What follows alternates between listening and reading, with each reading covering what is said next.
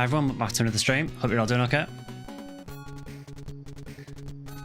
So, just before we get started with this, Sega have just done something unbelievable. They've actually acknowledged PSO. So I feel that if anyone hasn't seen it yet, I need to show people this first. And then we'll get into Phantasy Star II. Oh, have you not seen it, Pika? I'll show it now. Be interesting to see how you like 2. Has some cool stuff, but I think the back part of the game is a bit unwelcoming. Yeah, I've heard that 2 is quite rough. Hi, Salah, and Swamp Witch as well. So yeah, I've just posted this on my Discord, but hi ZLXL. So Sega have just retweeted something on Twitter regarding PSO. So we have the first sort of inkling that they're at least aware of PSO's existence. So they've just dropped a link from a company called Limited Run Games, and they've basically done a merch drop for PSO. So I will go to this now. So basically, I'll zoom this in a bit so you can see it.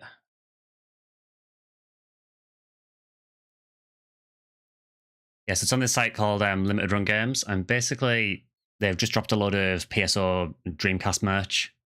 So there is a trading card bundle that you can get. There's a few t-shirts. There's actually a skate deck, so if you've got a skateboard, you can have a PSO skateboard. Acrylic standees of all the original character classes. Obviously, Hukasil, Remal, and Formar are not in because the impression I get is that these are specifically for the Dreamcast version.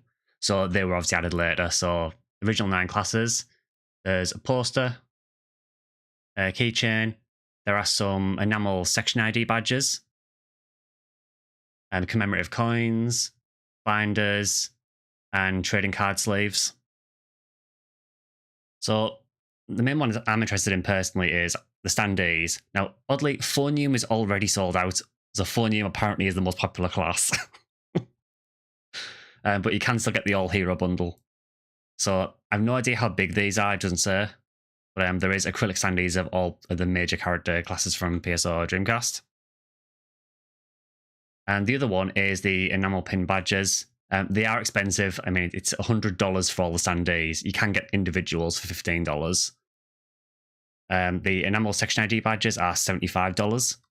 But the coolest thing about these is the box. They come in a rare drop box. I mean, I might have to zoom out a bit so you can see a bit better. But yeah, they actually come in a red box that looks like a rare drop. So that is amazing.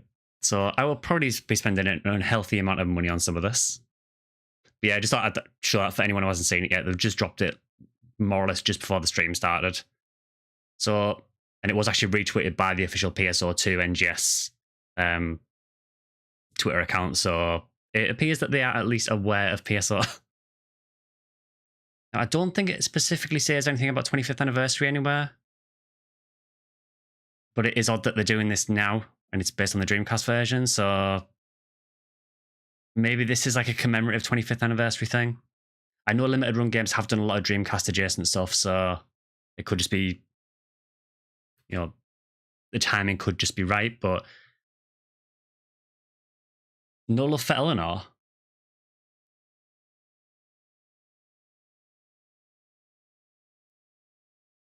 There you go.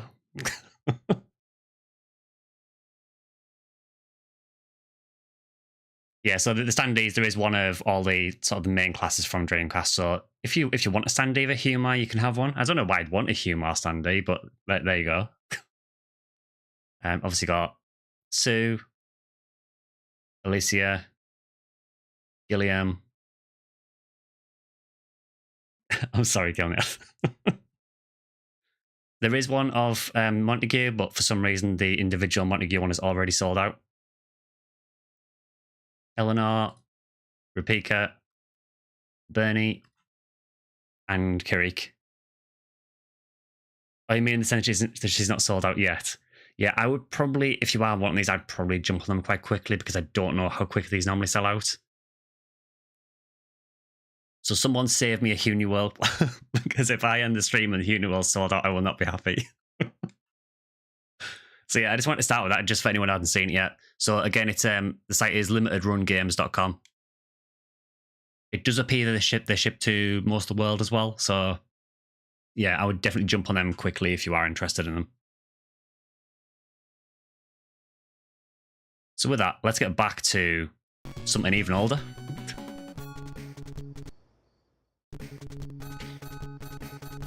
I have no idea why Phonium is sold out unless it's a mistake with the website. They've literally just gone live, so I'd be surprised if it's sold out already. You can also get the full set, so it might be they restock it.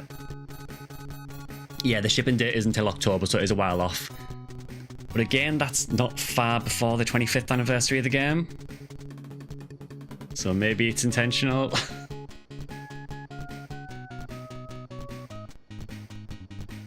The Eleanor dolls, yeah, I've got the so I've got the Bandai one that is recolored to look like Shino, and I've also got one of the Kotobukiya model kits as well of Eleanor. For some reason, Reika Seals get loads of merch.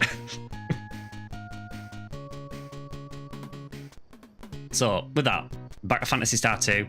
So I mentioned this on Discord, but we had an absolute disaster after the Phantasy Star II stream. Basically, as you might know, I'm using a mod for this to speed up some of the movement speed a bit. What I didn't realise is that the mod also prevents you from saving it the normal way. So I entered the stream, turned off Phantasy Star II, and lost all my progress. Thankfully, it was right at the beginning of the game. So what I've done is I've found a way around it. Basically, in this, there is a way to like quick load or quick save.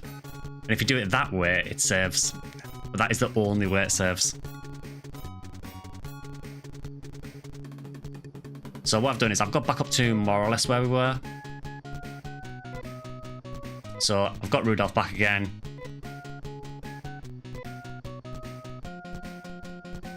I have Rolf equipped with the 2 knives again. And Nate has both of the steel bars. I think it's a mod thing in general, killing off for some reason. Some of the mods just seem to mess with the saving. Apparently it doesn't do it if you use it through like another emulator, but if you use it through the Sega Genesis Mega Drive Classics, it does it. The thing is though that the ROMs are available in this, so you could just take the ROM and put it in an emulator and get around it, so I'll probably do that. Excited to watch some farming for the Visiphone. Well, thankfully I do have a guide for this up, so I've got some idea what I'm doing. It recommends I get to about level 4 or so before I go to the next part of the game. So I think I do have a little bit of grinding to do. Thankfully not too much.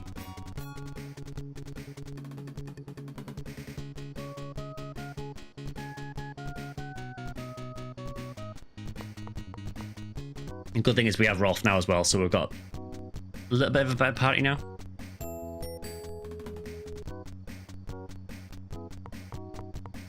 Yeah, I just wanted to make sure that I show people all that PSO merch because I imagine a lot of people will be interested. Hi LJP. I may as well mention it for LJP as well. I don't know if you've seen Discord LJP, but some PSO merch has just been announced that you may be interested in.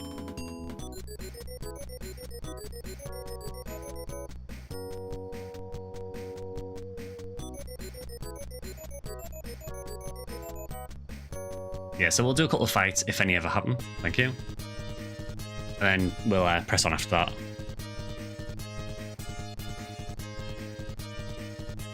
I think I'm probably at a stage where I can just attack now, honestly.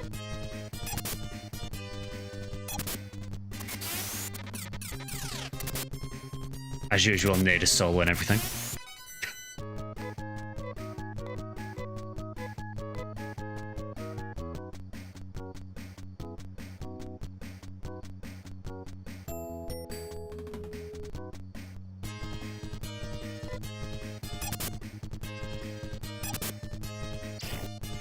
Yeah, I hope you all have a good week anyway.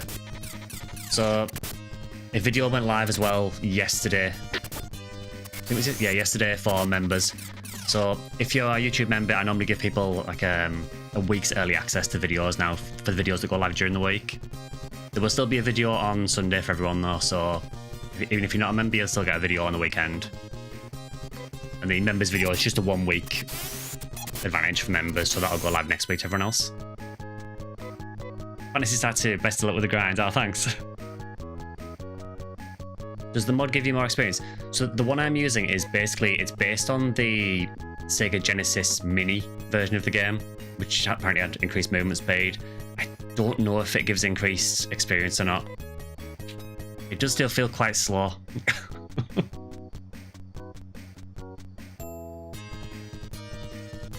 As much as I've enjoyed this so far, it does make me really wish that there was a Sega Ages version.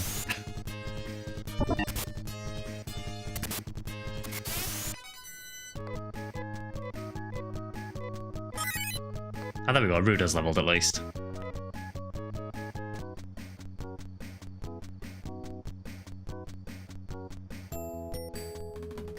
I know that we need to go to the Biosystems lab fairly soon. We're gonna look for some kind of recorder.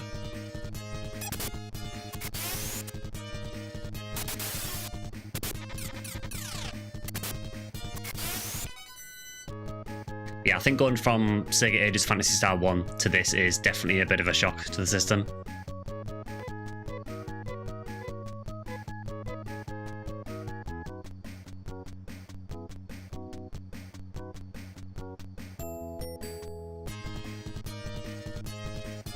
Who's buying some cards?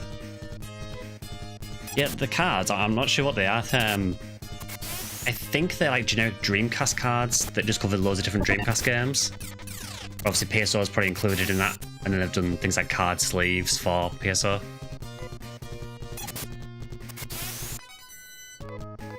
I mean, I could go to Cardception and put my actual PSO Episode 3 Card Revolution cards in the PSO sleeve cards.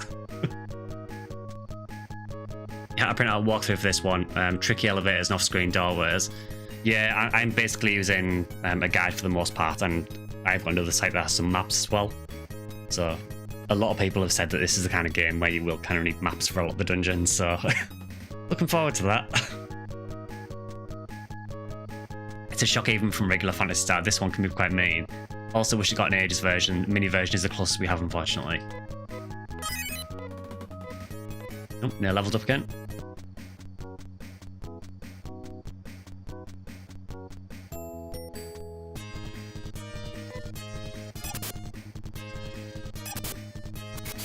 Yeah, it is sad really that we got Sega Ages for Phantasy Star 1 then nothing else.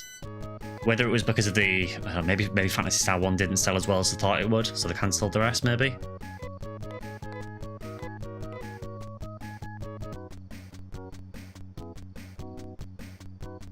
Yeah, I know people say that Phantasy Star 4 is probably fine without a Sega Ages version, but yeah, for 2 and 3 it would have been nice.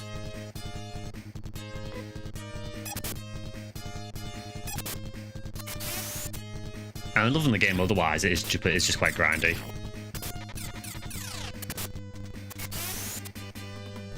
Yeah, I know there is that Phantasy Star Generation 2, isn't there, as well? It's kind of interesting with those because they're so different in terms of just how things look and everything. I'm interested to check them out at some point, though. Just to see what the difference is, really.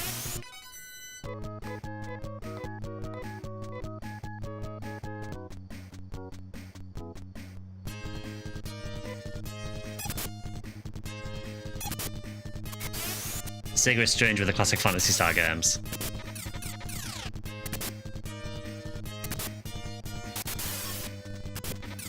Sega discontinued Sega Ages before it got to 2.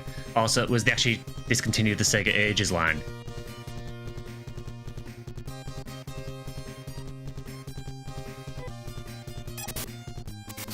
First one is impressive as arguably better translated, no more Odin. What's Odin called in Generations then? So I was mentioning this on the Discord, it seems like nearly every Phantasy Star has characters that get renamed. I didn't even realise until earlier today that that Rolf is renamed as well. Thaddeus or something. You like the Saturn Phantasy Star Collection and GBA Collection, which I think is altered a bit but doesn't include Phantasy Star 4. Yeah, I don't think there is any way of getting them all together, is there? Because even on the Mega Drive and Genesis Collection, that is now discontinued anywhere, that is only 2, 3, and 4. So obviously 1 was on the Master System. Vibes in PS2 are immaculate, kind of want to play again just watching the stream. Visually, I love this game. I like one of the big differences between this and 1 is I just like the fact you can actually see characters in battle now and the animations for the characters.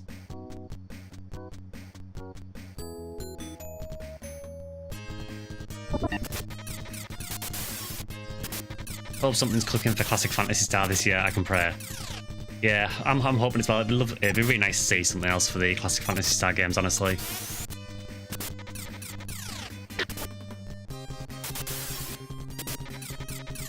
Even if it was just Phantasy Star 2 with quality of life, I'd take that.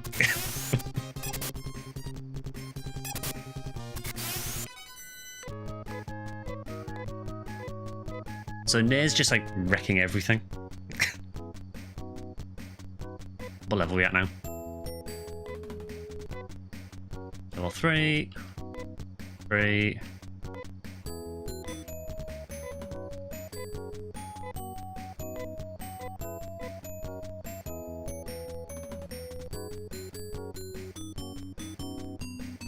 Yeah, we'll do maybe a couple more fights and then we'll press on. We'll try to anyway.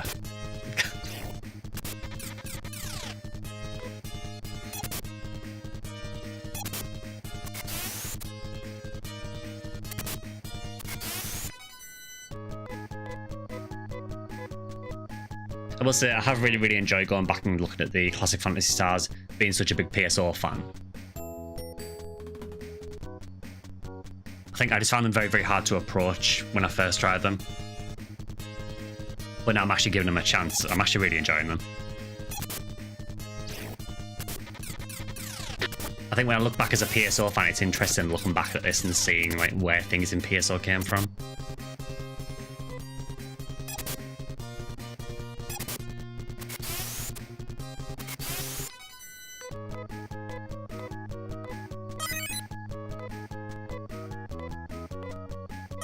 Oh, Rolf got a technique.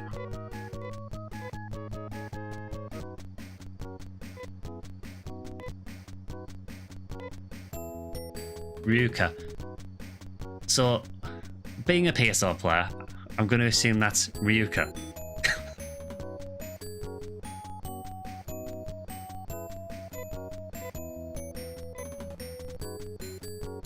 Which I'm assuming will be some kind of teleport skill. That's the PSO logic in me speaking.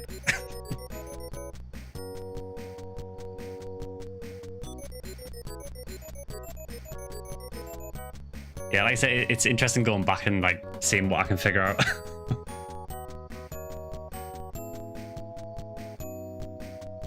Right, so where does this guide say I need to go next?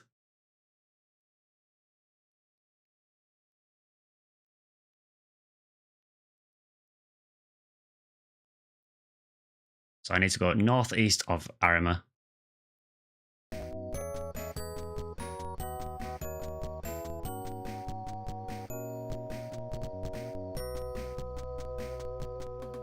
was wondering if it's actually worth talking to the people in Arima first.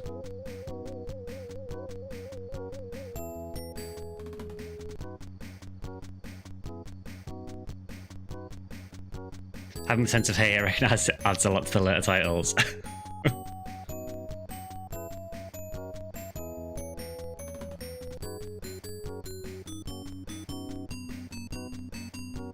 Right, go on. So do I need to actually speak to people here?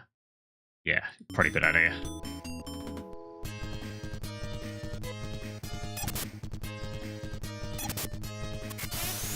Yeah, it's been really interesting because obviously with Phantasy Star 1 you can see some of the absolute basics of Phantasy Star getting implemented. So obviously it's the first time you see Dark Falls and so on.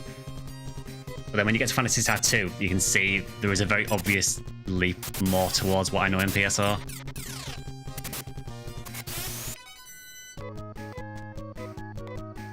We've now introduced Newmans, we've now got monomates, dimates, trimates. Yeah, the t-shirt's really good, LGP. I'm trying to debate what to actually buy because I would just buy everything, but that is a lot of money.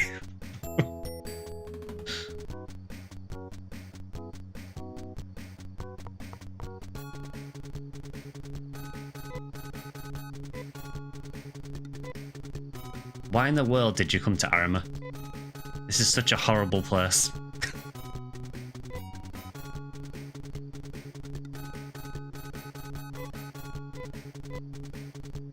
I know, the hideout of those scoundrels is at a building in Shura.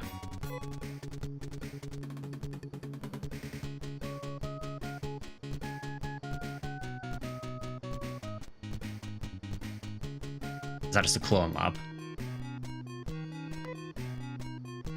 I like to imagine that the law for this guy is that he runs the clone lab and he's the same in every shop because he's just cloned himself for every shop. That's the law I'm going with.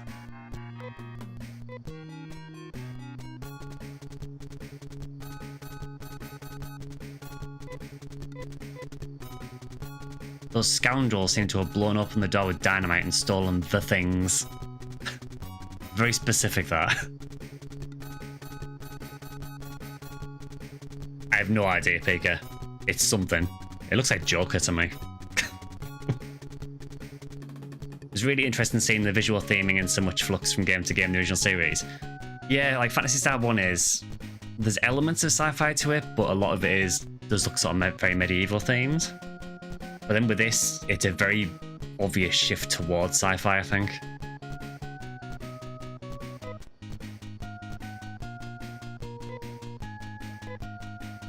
Because apparently they've blown the doors off and stolen all the things from everywhere here. The scoundrels must have 2 more dynamite sticks. Unless we take them away, another town will be destroyed. It is very PSO 2.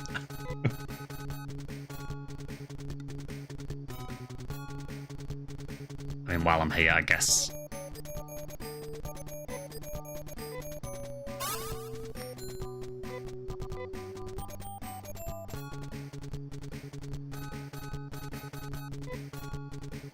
Those scoundrels, they like calling them scoundrels, blew up everyone's houses with dynamite. Yeah, I can see that. If only those scoundrels, very, very keen on that word, hadn't come to this town, Dharma and his daughter, is it Tim? Or Time? Could have lived a happy life.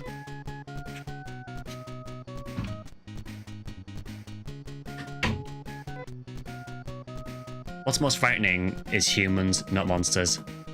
Absolute truth.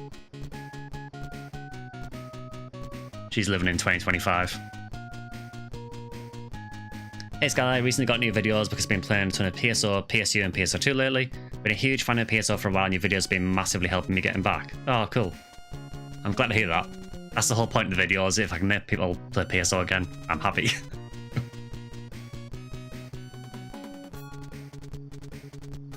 Is the next stage miscreants then vagabonds? It just gets gradually worse in every town you go to.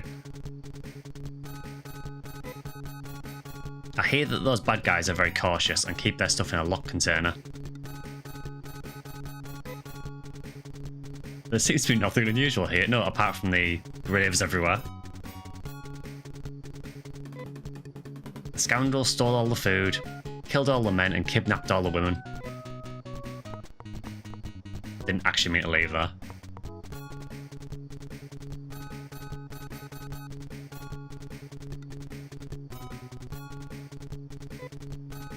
Those who are left here are just the powerless, who are only waiting to die.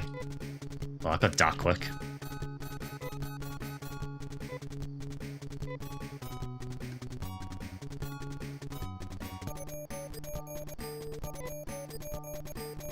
Okay, yes, I can teleport back to Paseo now, okay. I need to remember those teleport shops exist.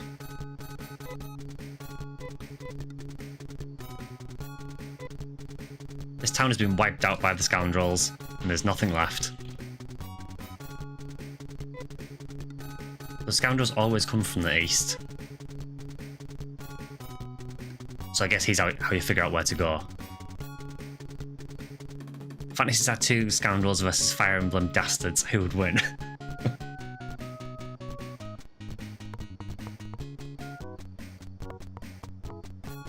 I did try talking to her, but apparently she decided to be outside of the zone I could go to.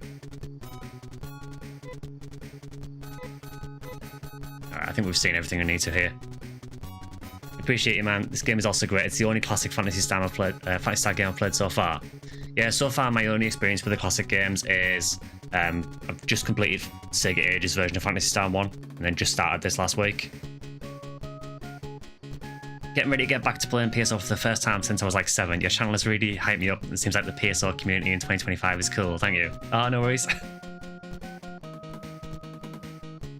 Also, thanks for joining the YouTube membership as well, because I think I got a notification to say you joined that, so thanks very much for that.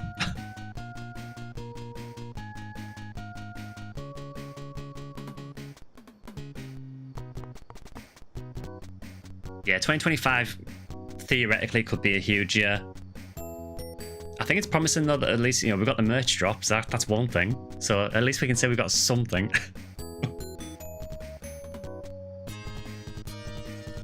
Oh god, frogs.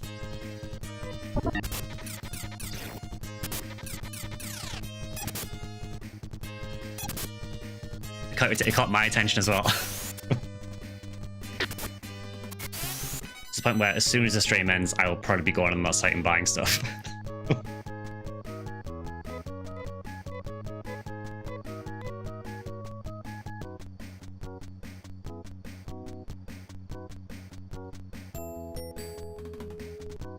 Very fair.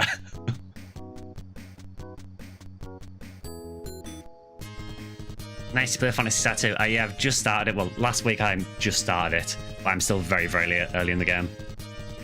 Yeah, hi, Swiss.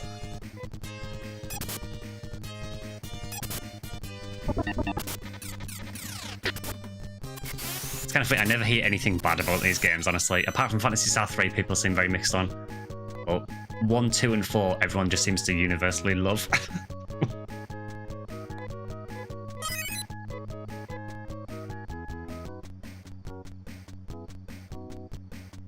Shows about play this version with the different quality of life improvements.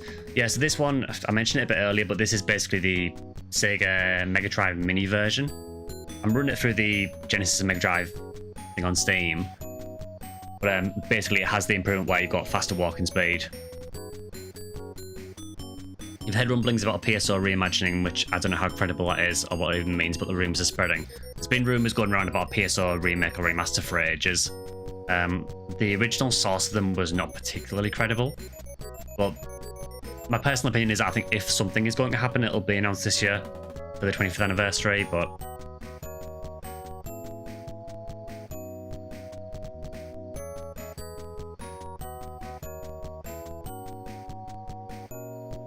Two is definitely a favourite, but people shouldn't sleep on 3.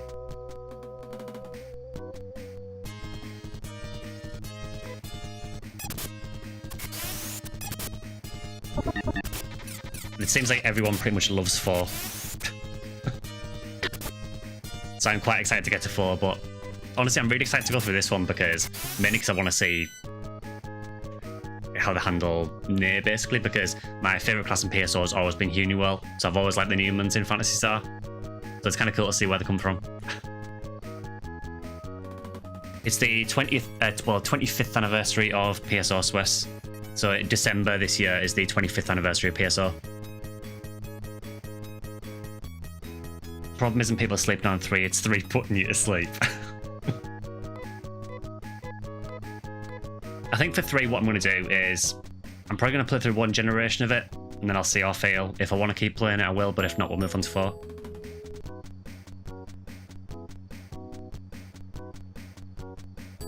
So yeah, I'm hoping to see something for the 25th anniversary.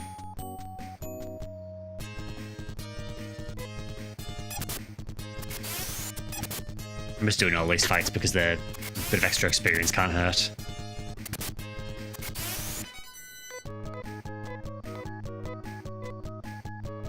You love 4 was your first game in the series?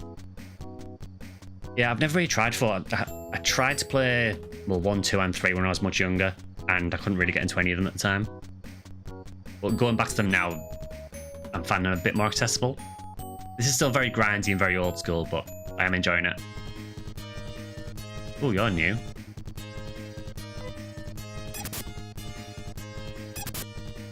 Are you a grass assassin by any chance? You look very similar to a grass assassin. Rolf found V101. That was a grass assassin, wasn't it? This one made about playing PSL first.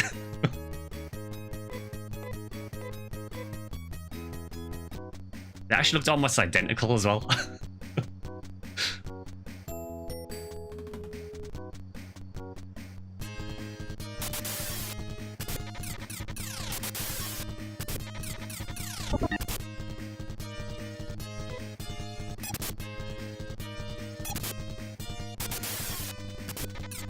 Totally grass assassin.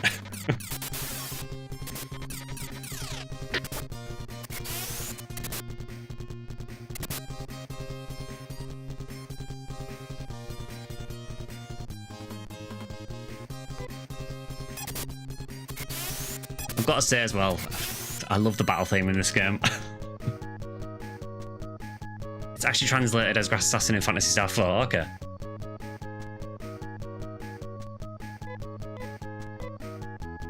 It's funny that no info leaks from any of the Sega games announced more than a year ago, except Relic of Shinobi. Like to see more. Yeah, I haven't really heard too much about any of those, really.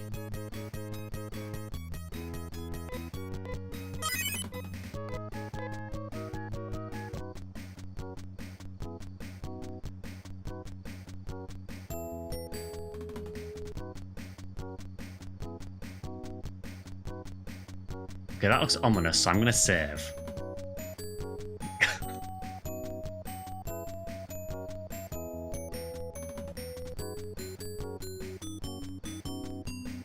Pacey had a remix of the battle music from this game, it's so good. I'd probably recognise it if I heard it. Yeah, I don't know what's going on with the Phonium standees, LJV. It's just Phonium, sold out. It's either a mistake with a website or people just really like Phonium.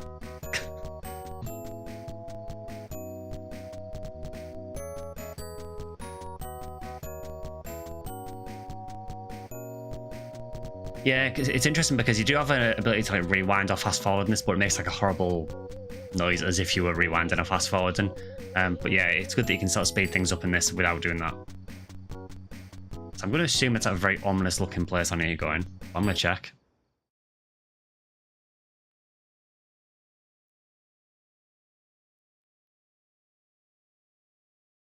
Okay, it looks like it might be a dungeon. That terrifies me. Well.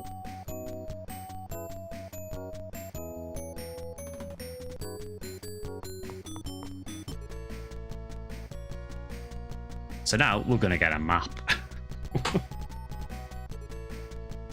Saving one, do you believe me?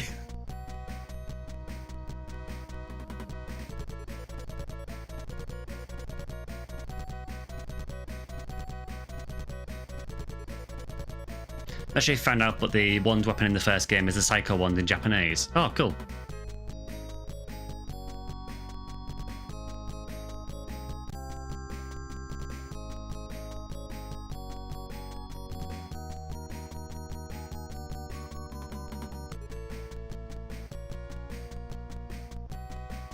Okay, I have map.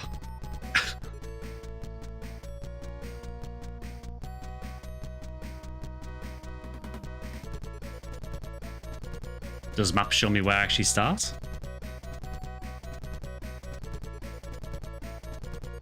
Okay, I think I figured it out.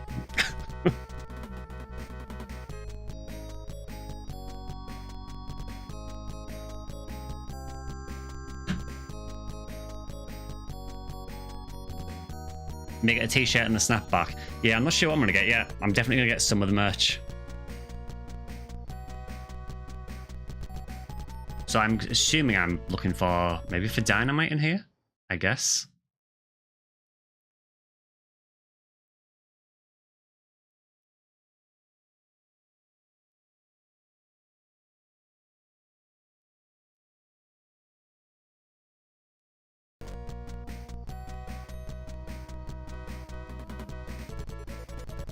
Wouldn't worry about getting a sword until you get the Liz sword in, until then the combined damage of dual wielding the various knives that you're able to buy is generally better. Okay. Yeah, at the minute I'm just dual wielding with both Nate and Rolf. Seems to be working okay.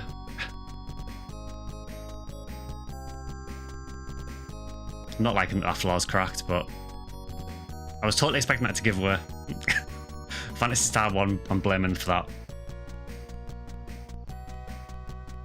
in the unfortunate position that you have loads to pay for, but also just had a rent increase. Oof. Okay, we now have 2 grass assassins. I know they're called locusts, but I'm calling them grass assassins.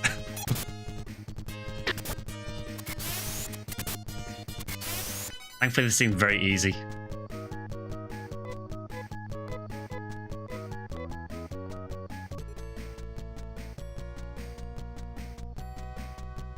Grinding a Thermometer to buy them also keeps you ahead of the level curve. Yeah, I heard for Phantasy Star II that it does require you to grind a bit as well, which I don't mind doing a bit off camera.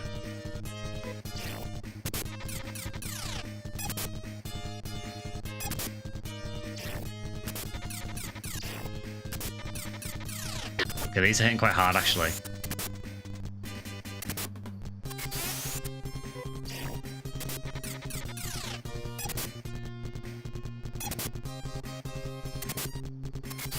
Yeah, we'll be using a bit of Resta now. What's your favourite PSO version, Skyly? Like Dreamcast version 2? For me, I think probably GameCube, GameCube and Xbox, so episode 1 and 2, just because it's where I started.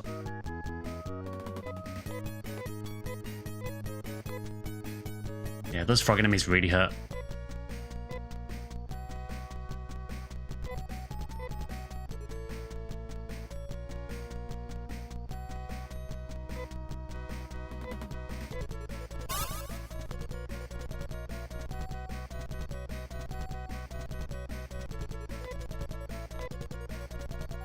Back when an RPG was the only game you had about grinding was great. Yeah, before we had massive backlogs of games.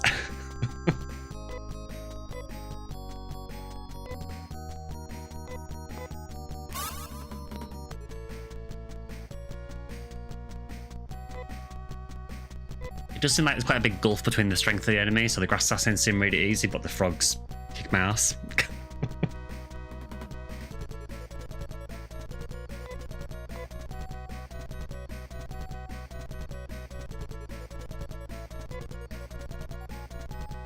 Yeah, it's nice when you got something to do in the background, isn't it?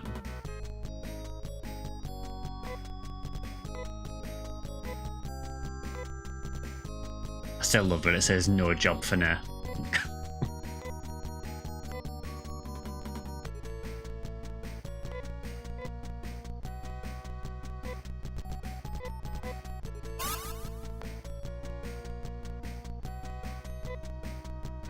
The reason that we don't really have any healing items, maybe it's an idea to go and buy some.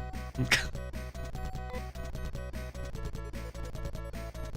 think otherwise we're going to go for a rest too fast.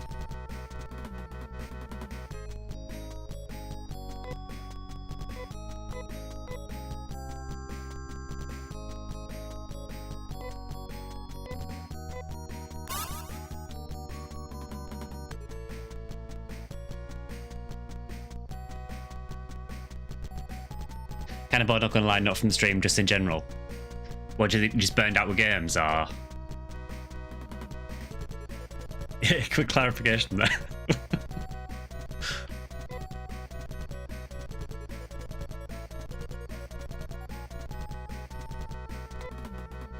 Yeah, what I'm gonna do is I'm gonna quickly go back because I have quite a bit of money.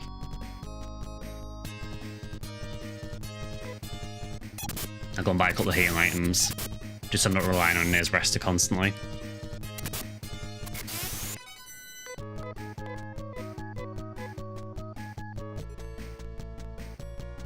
Paying $60 or $70 at a time with quite the investment, spent most of the early years getting at best 1 or 2 games a year. I think I was kind of the same, honestly.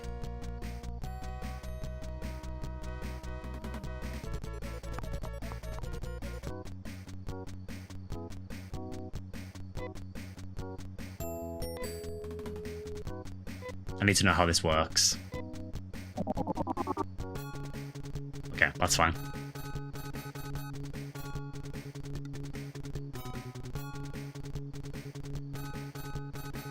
Once you reach PI, all potential party members come available, and the knives that Rolf been using can be used by most of the party members, so it's not too difficult for everyone to get geared. Oh, cool.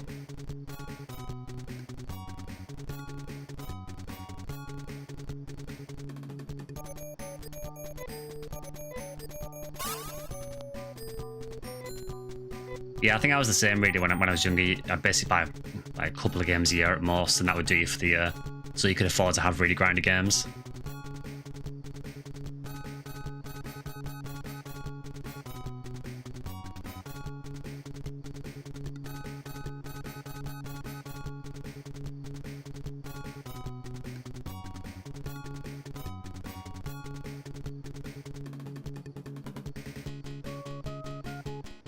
No more Transy, now you have Ryuka.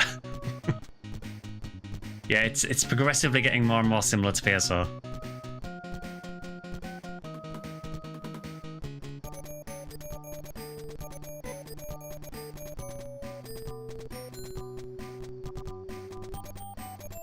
Kind of miss the limitation, to be fair, and now you buy so many when they're on offer. Honestly, I've got tons of games on Steam I've never played.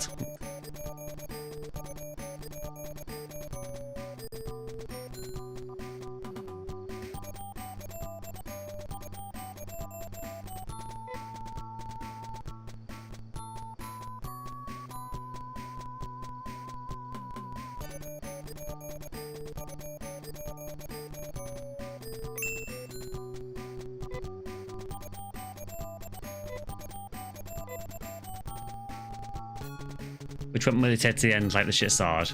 I'm not sure, we'll have to do something similar. It depends how tight the inventory gets though. One thing I have noticed is very interesting about this is that each character has their own inventory.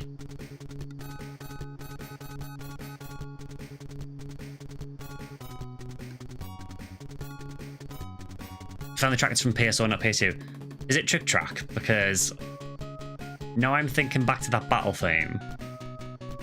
I think it might be from part of Trick Track. You need more games, to be honest. Well, hopefully they sort out Monster Hunter and make it playable. It is Trick Track. That does not surprise me. One thing I do want to see, I'm assuming that items do not stack.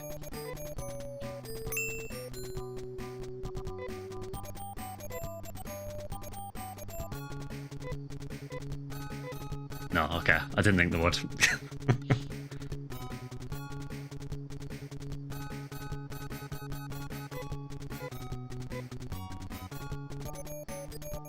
Yeah, now I can listen to the Phantasy Star II battle theme. I can picture where it is in Trick Track now, yeah. No, you said that. Thank you for the 13-star rare drop.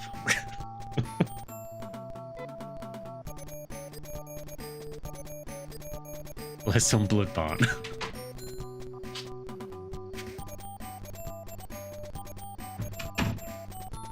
So I feel I need to ask, what is the difference between an escapipe and a telepipe? I'm assuming a telepipe works like Ryuka. Is escapipe to get out of a battle?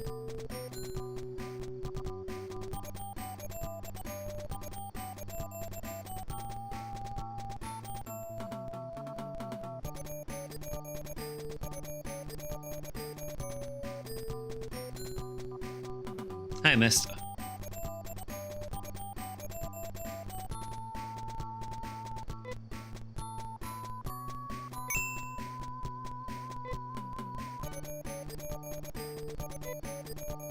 One is dungeon, others teleport to cities.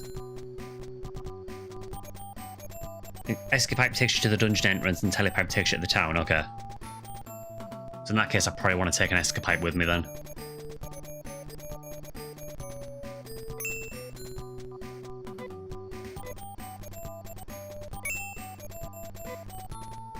Escapipe takes you to the entrance of dungeon, fair enough.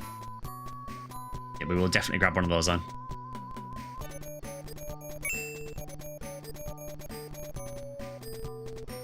You can't use telepipes in dungeons.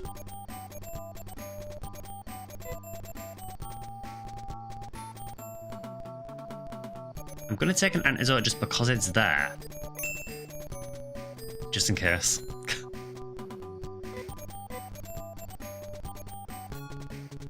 So how are we fighting items now? 3 monomates, diamate monomate, escape antidote. Buy nothing for 0 sounds like a steal. Yeah, it's just how the UI is. I'm guessing it's because there's not enough items in the shop, so it has like a blank row. It's like, I'll take your nothing for 0.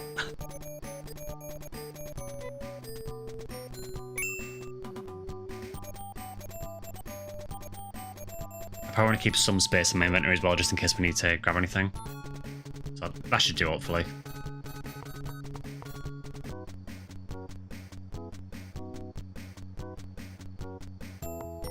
Actually, can we teleport to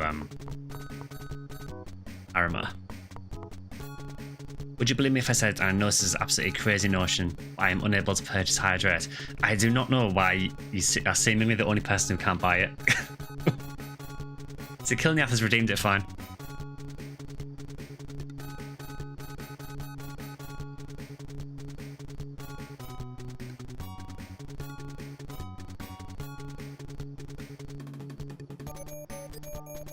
How much does it cost to teleport? That is the answer. One more. Yeah, sure. Saves me the trip.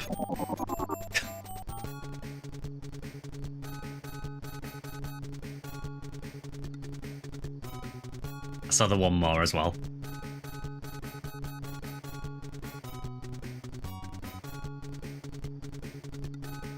Yeah, I have no idea why it does that LGP.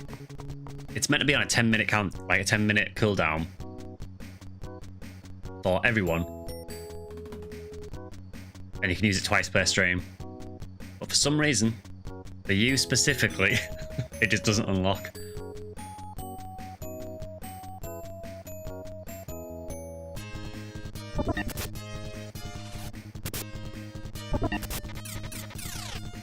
Previous abuse of the hydrate functionality. Do you think that's what it is?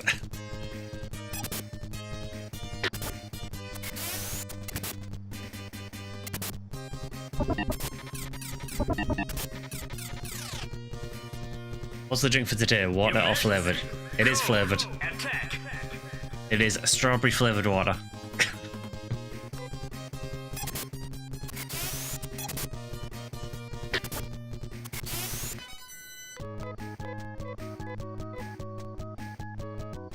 Well, I've already made back the teleport face, that's good.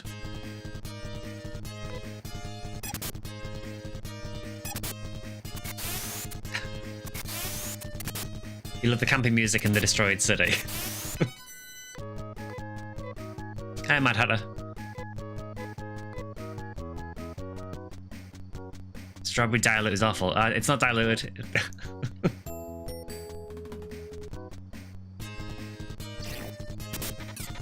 These guys really do not want me to get back to that dungeon.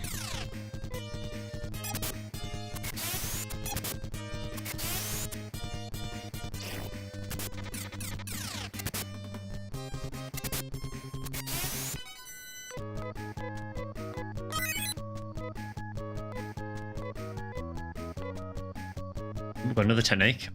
What do we have now?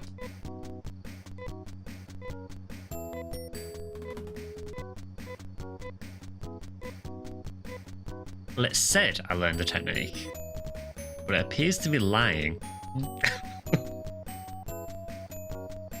Do you go for Volvic? If it's on offer.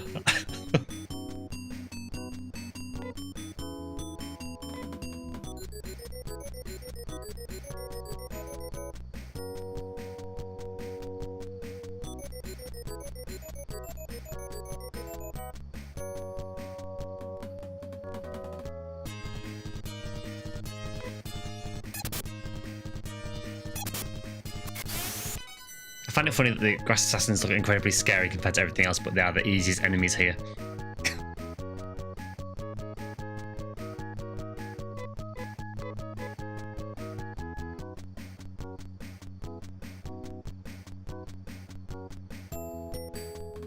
Okay, let's try this again. Oh, you can only use recovery techniques and teleports in the overworld menu. Okay.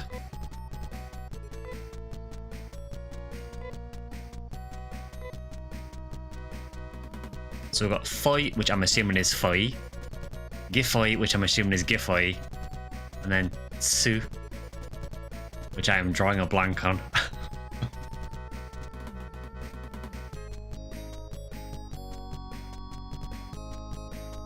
No, my PSO knowledge is letting me down now. What is Tsu?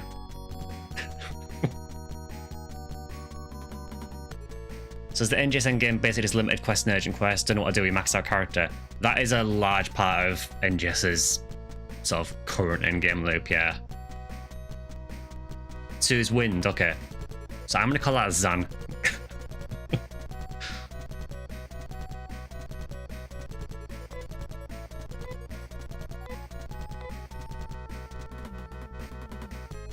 This song also sounds like part of Trick Track. It probably is. It feels like half this soundtrack is in Trick Track. Suit is Grant, sucker.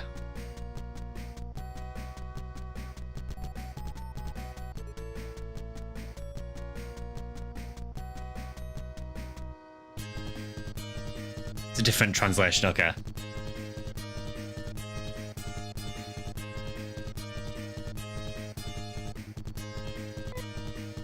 And for these guys, I don't feel I need to use tech, so I can just take care of these easily enough normally.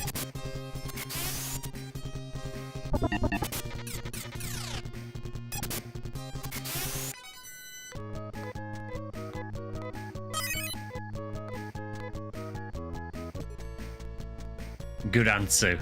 Yeah, I guess so.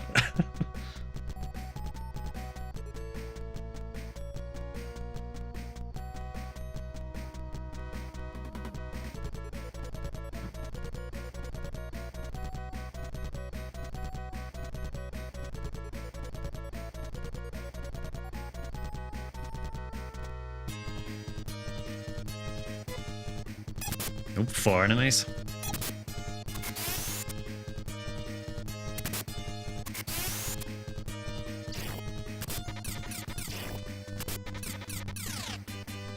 We seem to be fine unless the frogs show. The frogs seem way more difficult than anything else.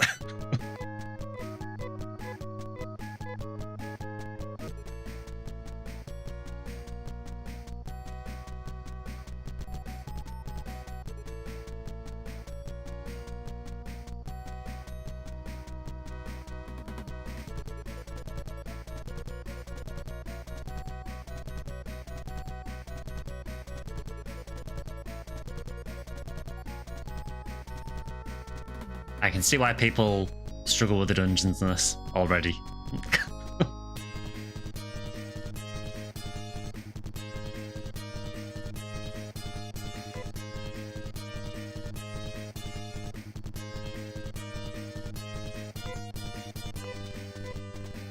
I'll run from that.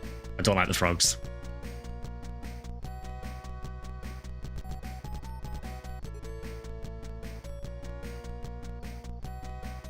Kind of looks like I just followed around in a loop.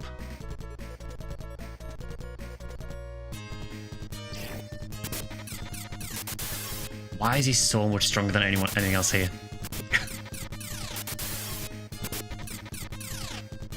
It does feel very grindy, yeah, for sure.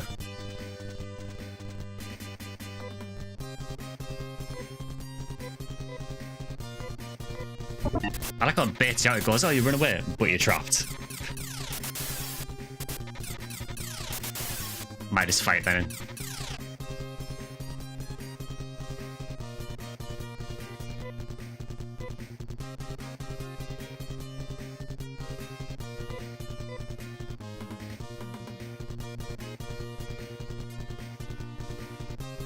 Isn't Sue lightning? So I've now been told that Sue is lightning, wind, and grants. Hello, and yes, the dungeons are a nightmare. They get worse too. I have no doubt.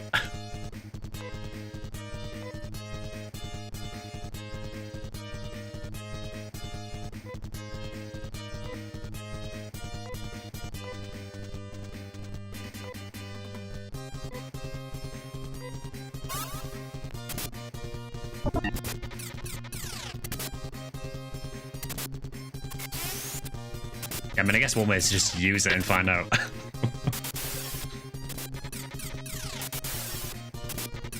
At least I got rid of the frog.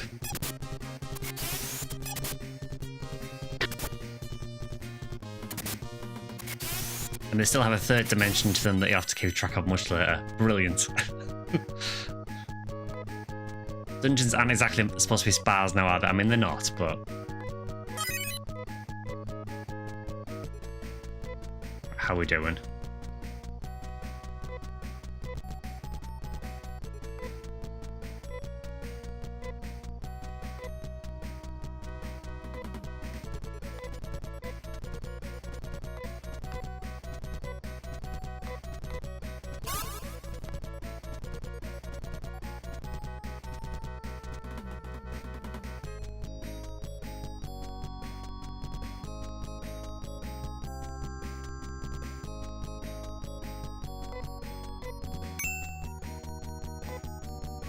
Mizeta, we'll take that.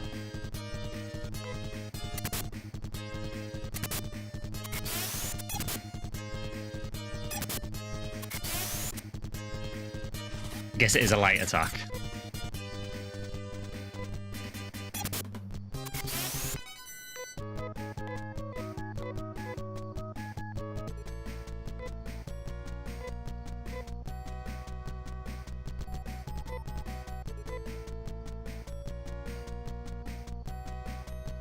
Wait, I wasn't supposed to drop down at that point, gotta walk all the way back up.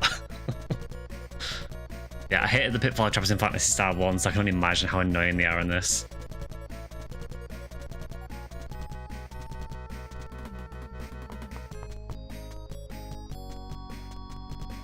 Okay, so that appears to be a warp, so I'm assuming that has taken me to the next floor. Yes, it has.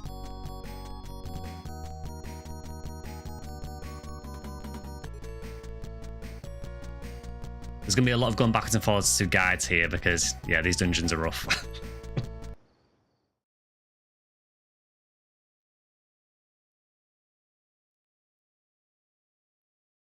So go down to the southwest corner and then go up the chute.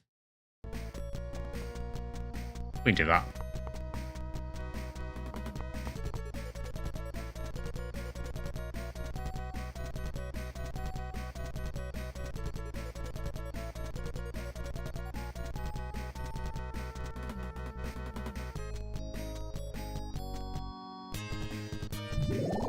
You're new.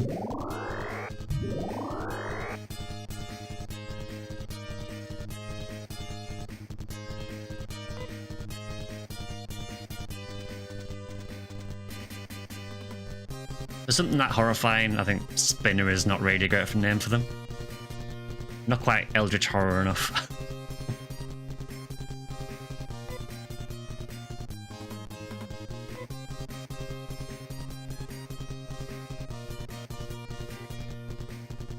I kind of want to try Gifoy just because.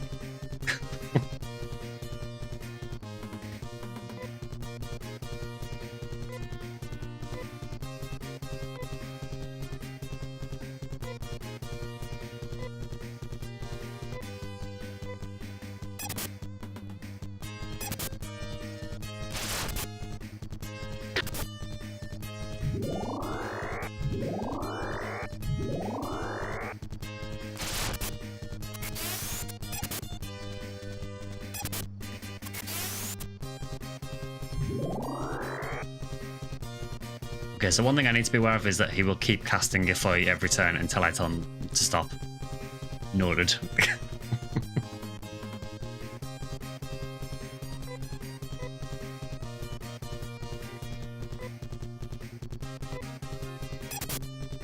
Biblically accurate spinner. Also, yeah, Phantasy Star inspired fidget spinners as well.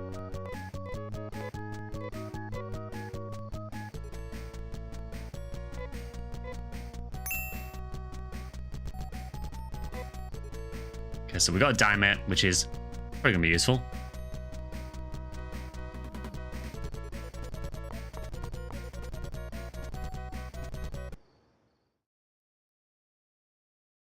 Go up and grab the headgear. And then take the chute down to the right of the treasure. Considering this is the first dungeon.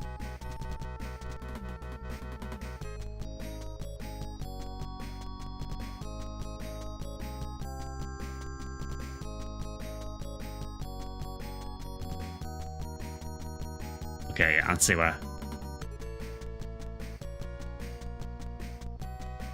He would also keep casting it into the next battle if you don't stop him, okay.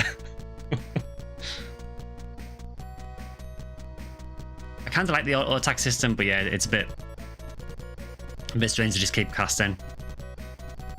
Does that apply to things like Resta as well then, or is Resta just like a one-use thing and then stop?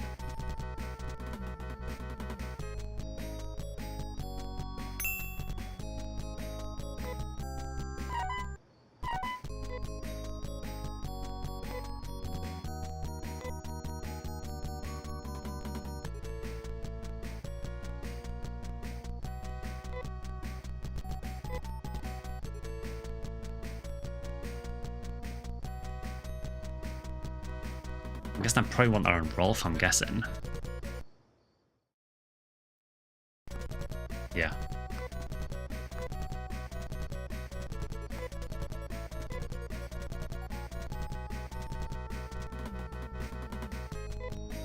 So let's do a question, how do I transfer gear from one character to another?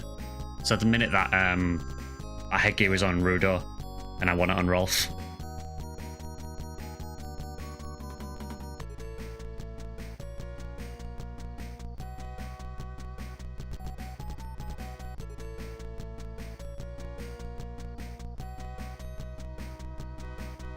Or is it a case of I have to deposit it somewhere and then take it out with Rolf? Which I could totally see being a thing.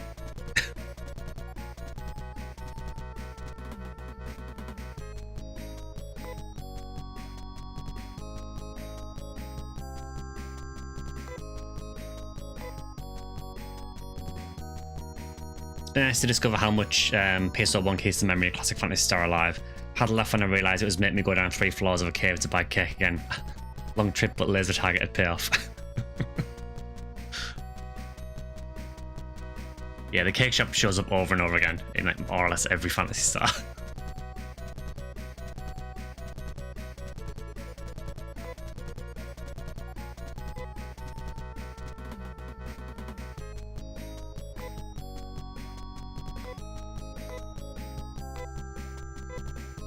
Ah, there, give, okay.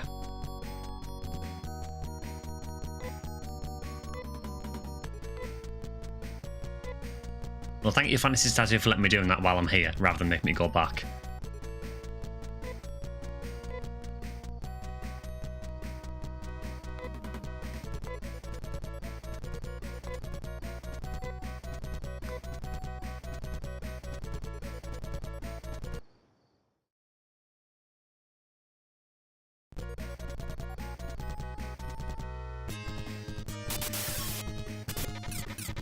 Yeah, honestly, looking at PSO now, you can see how similar it is in some aspects to this.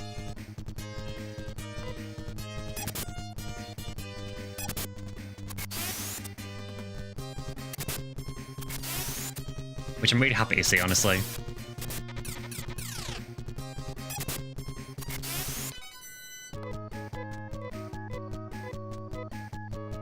I get a lot more money here.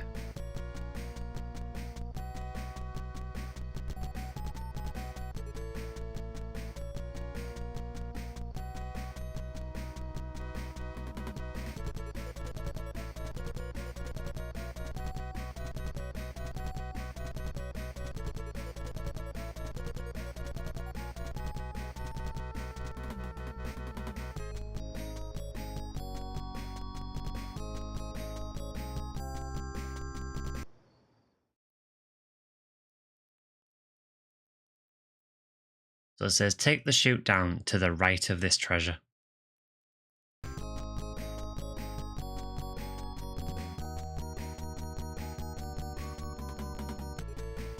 To the right of this treasure.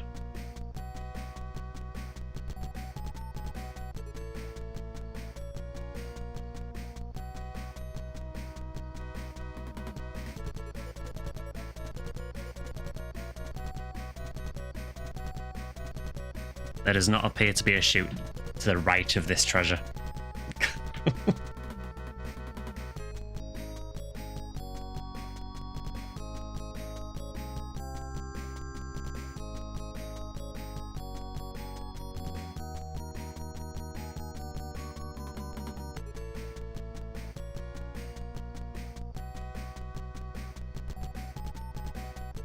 Fantasy cartography online. It feels like it.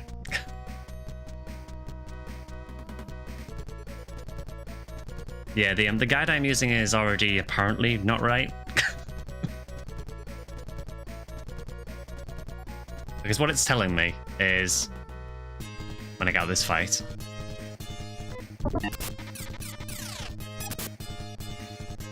it's telling me to get that headgear, which we've got, and then go right and take a shoot.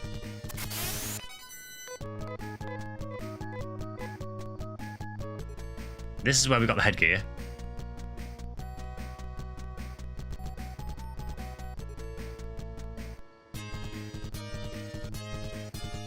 Well, you look interesting.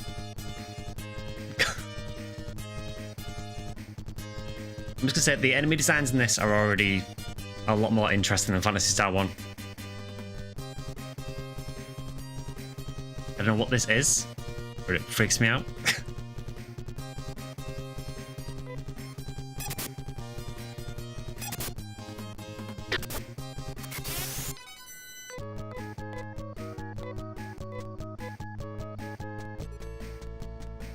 Interesting is certainly the word.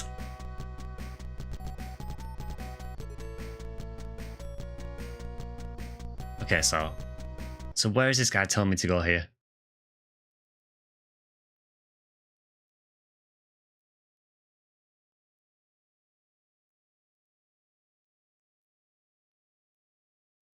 Grab the headgear. Take the chute down to the right of this treasure. To get there, go down, left, and around to reach it.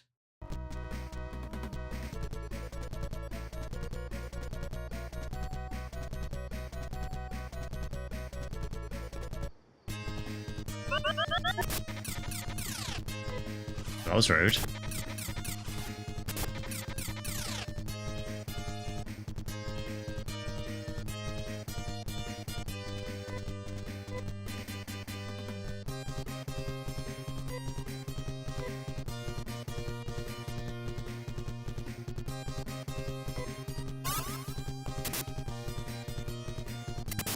I wonder why it's called carrier.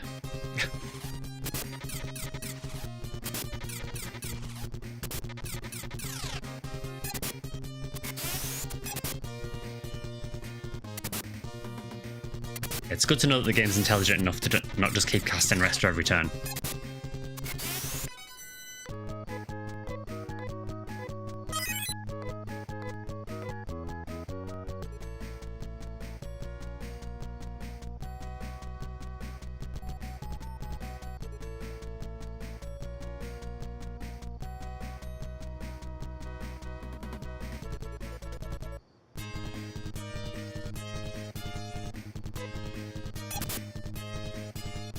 Looks like a battle and a purely slime had a horrendous baby.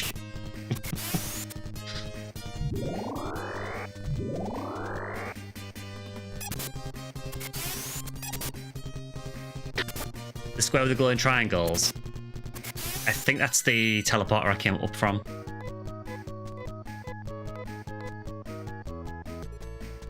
Yeah, that one to the left of the screen. It's like a teleport pad.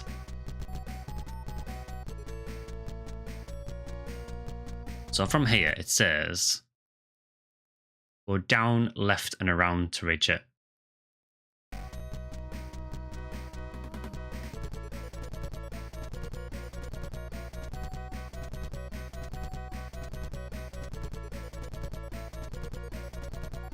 apologize for having to consult the map all the time. This is going to be a recurring thing with Phantasy Star II, apparently.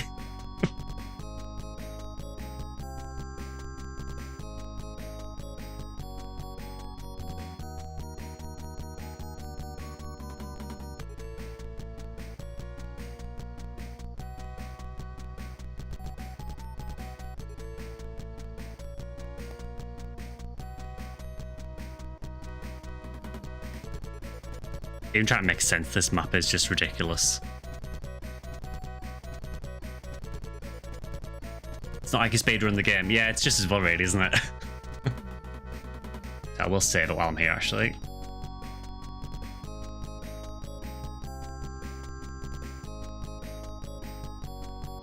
You see, on the map, if I go down, left, and around, it does take me to that warp pad that's on the map there.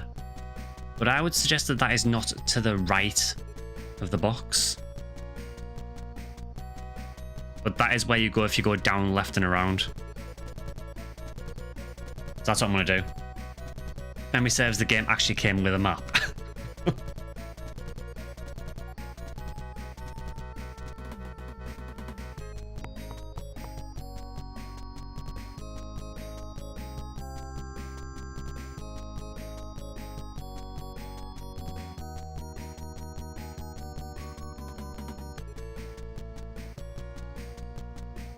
Okay, so this is taking me down to floor 2. So we're already going up and down between different floors on the first dungeon of the game.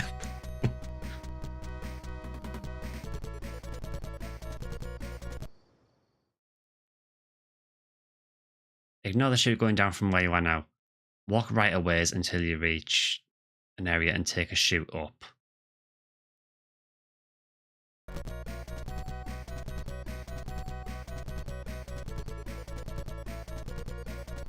By which I mean, I guess you mean go out this way.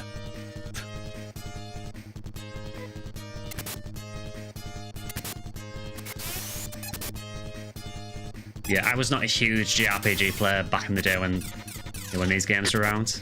I mean, to be fair, when this game released, I was 4. So not really into JRPGs at that point.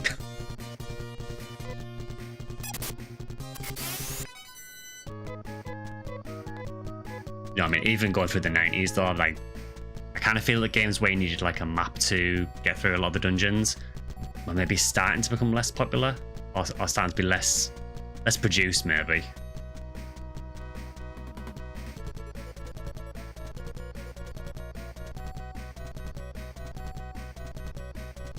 Yeah, we do have a Discord as well. LJP's dropped the link to there, so feel free to join us over there. We do talk various Phantasy Star games, Monster Hunter, other things as well, so feel free to join us over there.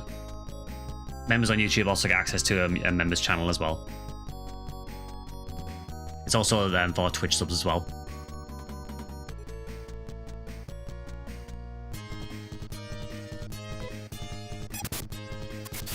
I mean, I suppose the good thing at the minute is at least we're getting decent experience, at least we're earning Mazetta.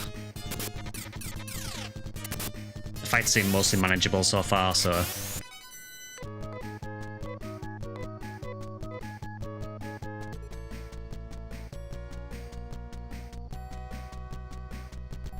Okay, was it there it wanted me to go to? I think it was. Yes, it is. We've actually managed to find the right way. Cool.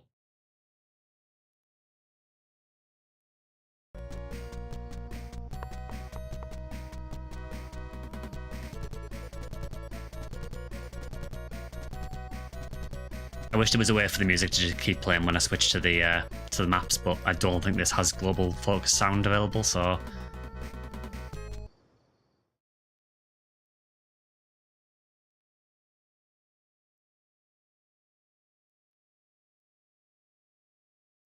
Okay, so there is a pit area. I can get 200 Mazetta, but then I have to work my way back.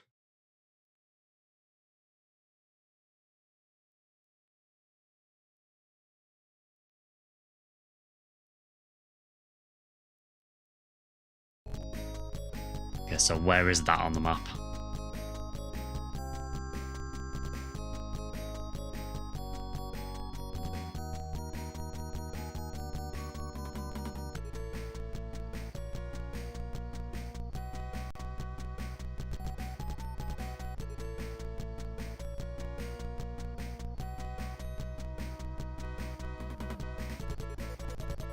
The problem is there are no references for where you actually spawn in, so you have to like look at the map, figure out where you are on which floor, and go from there.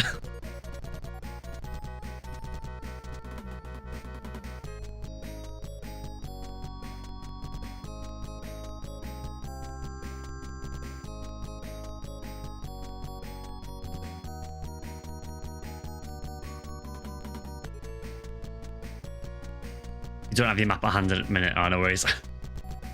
You have to fall off the ledge on the 3rd floor down to the 4th, okay.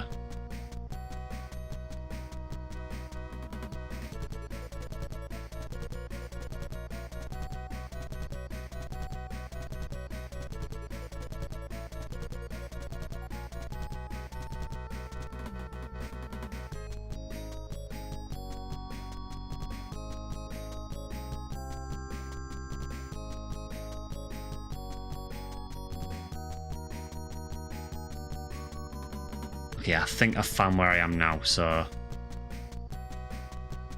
Yeah, okay. Oh, this is rough compared to Phantasy Star 1.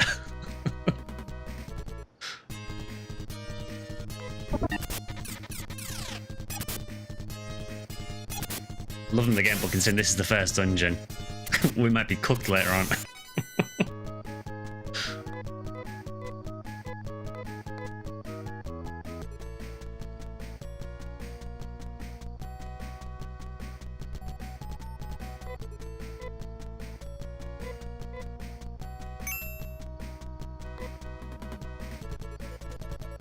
Cool, we've got 200 Mazetta, that's good.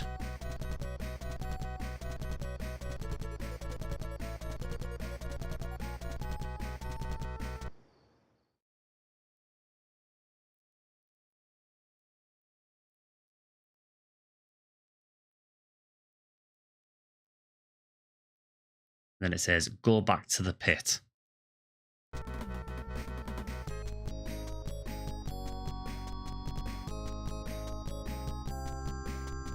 You've also realised you can't type very well on your phone, no worries.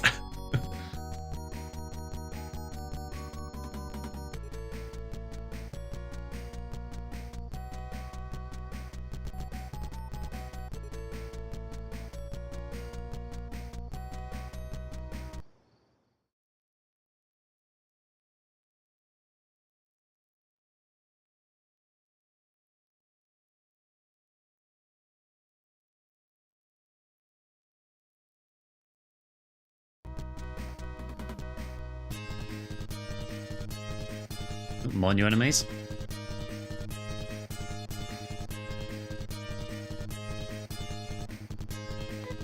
And let's fight initially and let's see how it go.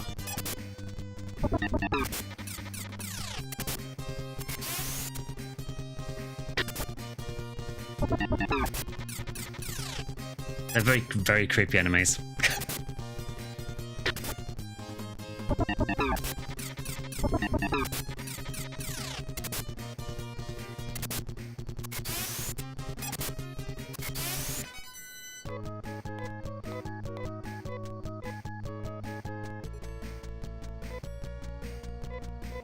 Okay, how we doing?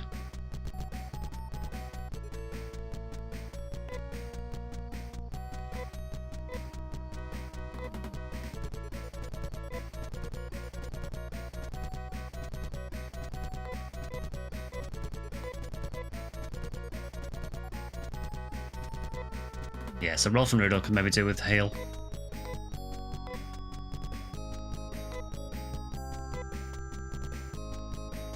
Oh nice, so you can use healing items on other party members, that's good to know. This map is tougher than the next couple if I remember correctly. That is good to know. Should probably get the shotgun for Rudolph from Arima, hits multiple enemies. Oh cool, thanks for letting me know that. We've earned quite a lot of money from doing this, so I'll try and pick that up in a minute.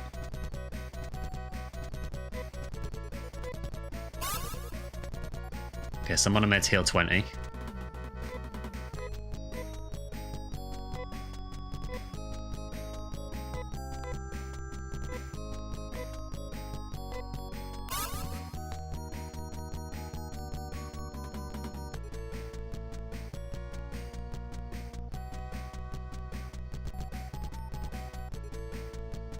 You got distracted by a cute boy and missed the stream.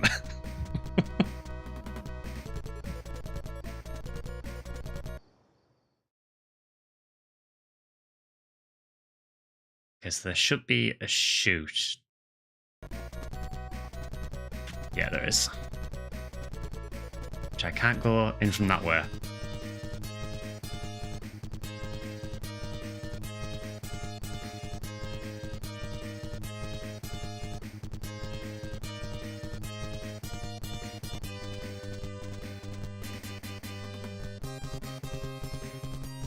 Okay, yeah, I need to head round again.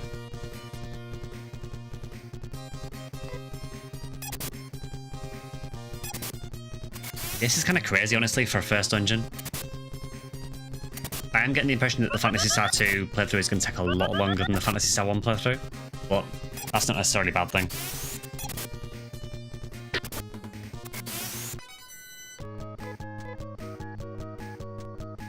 how weak are you? I'm fighting amoebas.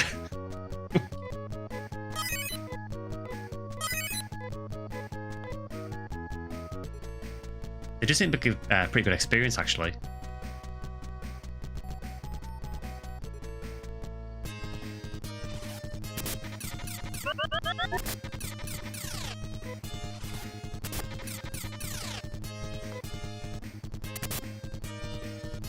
Shotgun is pretty much the best weapon for Rudo until you can get a Vulcan much later in the game.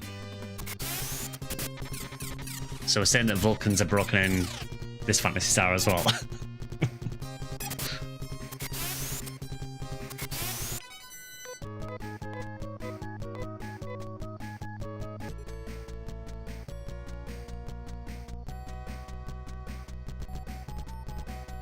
So if I'm reading this correctly,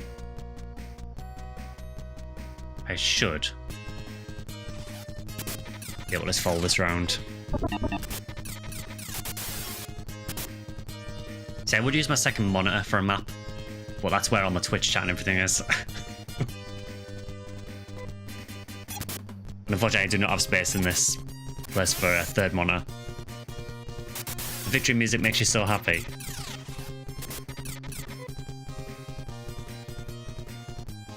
Yeah, that battle theme is definitely in Trick Track, definitely.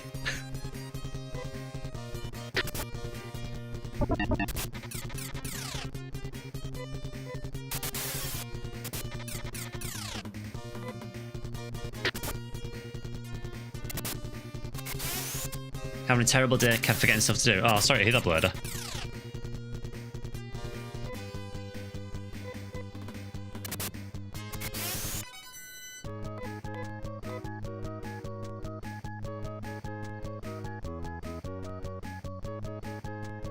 A lot of weapons in PSO have origins here in Phantasy Star II.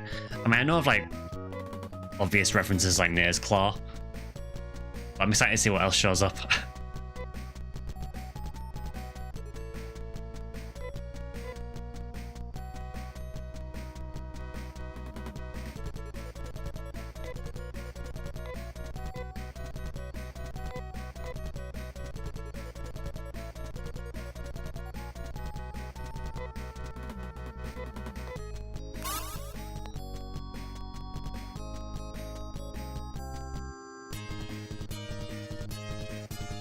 Yeah, definitely getting a lot more fights in this game as well. I think the Sega Ages version of Phantasy Star 1 has slightly reduced encounter rate, so... The central part over the pit on this floor, which is shaped like a plus sign, has a nick on the left-hand side, which you need to fall down at some point. I remember that much. Okay.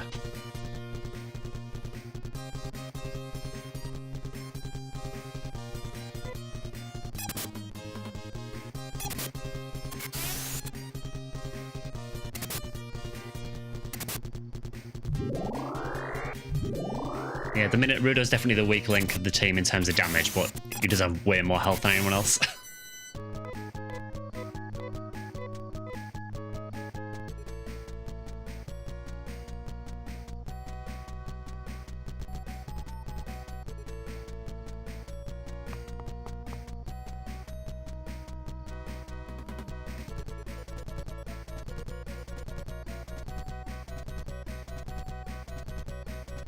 Spinners are indeed spinning.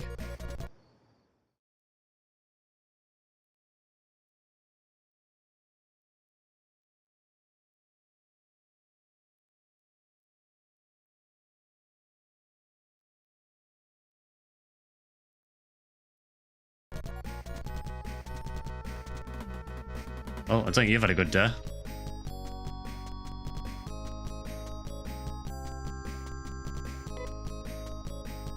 Those are bodies of the scoundrels. I wonder if the biohazards killed them. Rip.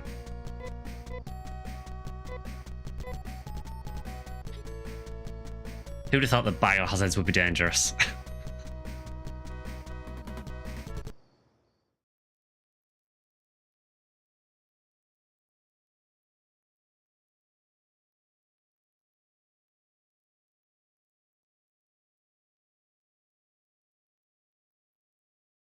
It does also say apparently there's a gear for near here as well.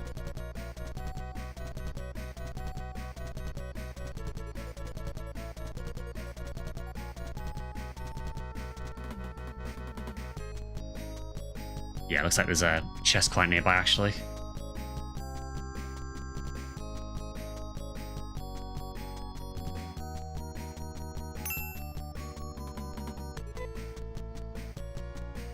Biohazard's Phantasy Star inspired Resident Evil as well. Who'd have thought?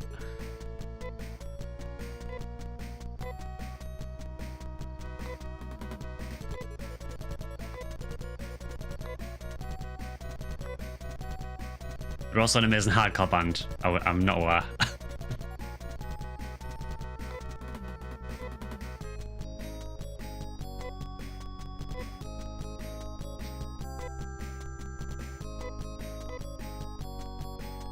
Okay, so I think now I just need to... Looks like there's another few bodies down here I need to check, so... There's a very easy one to get to at the right. And then one that's a hell of a run. Is there any specific order I need to do these in?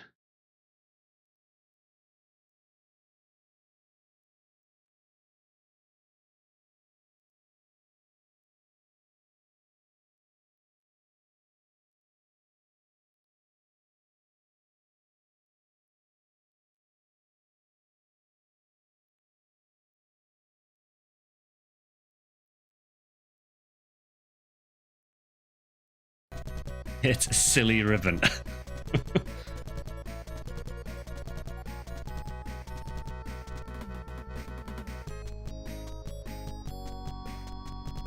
So there's two more people. There's one right at the left-hand side and one at the right-hand side. I don't know if it specifically tells you which one to go for first.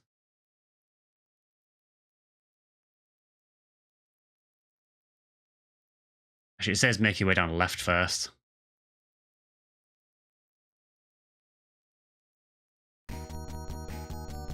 So yeah, it's a silly ribbon.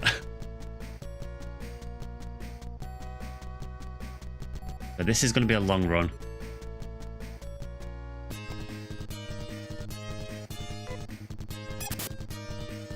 Always go left. I mean, that was the mantra I used in PSO whenever I went to ruins. If in doubt, go left. It all seemed to work.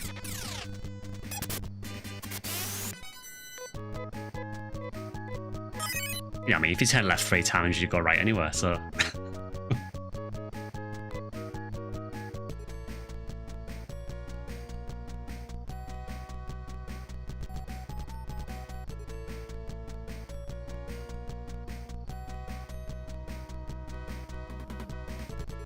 I think one of the worst things in this place is these, what I assume are like pipes in the roof.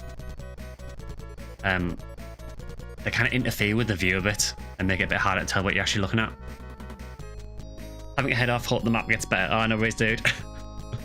I'm sure it can't possibly get worse.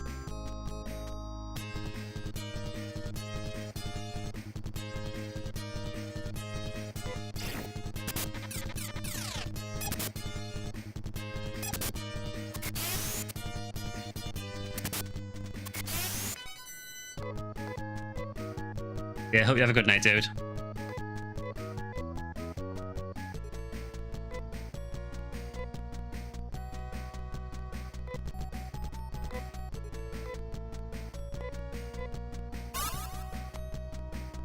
Sweat is so useful at this point.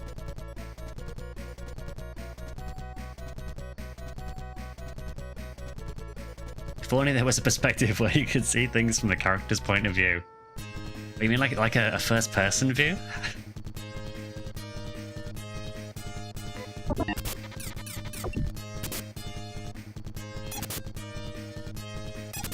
It is interesting, really, isn't it? Like, thinking back. So after Phantasy Star 1, where they'd obviously tried this 3D labyrinth-style view, then go into this like more traditional view. I wonder why they did it. I've just realised these guys are not normal ants; these are armor ants. Seem to have all of the health. Yeah, the ceiling pipes are...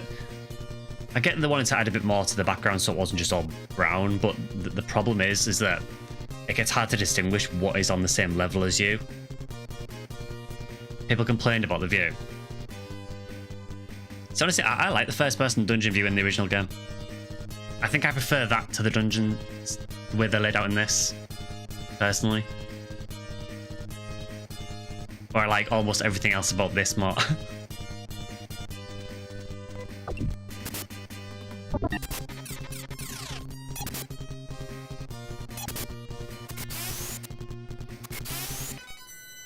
Remember reading an interview where they said they felt they couldn't do it justice graphically with the space they had on the card as well. Okay.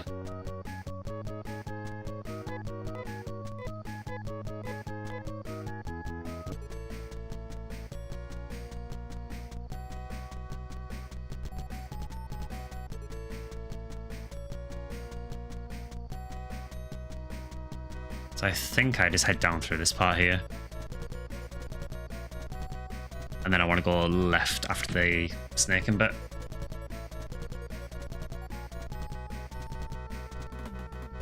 So here, I just feel that the green pipes kind of obstruct the view too much. I mean, it's probably intentional, honestly, to make it a bit harder to get through.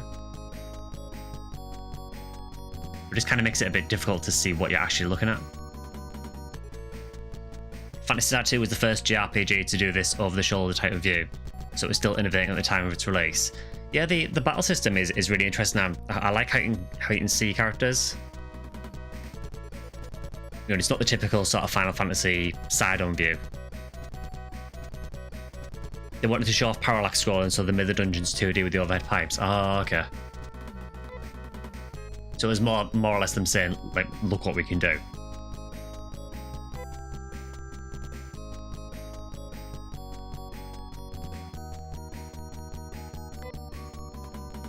Those are bodies of the scoundrels. I wonder if the biohazards killed them. Oh my, there's something inside the pocket. We just found a small key. And a letter.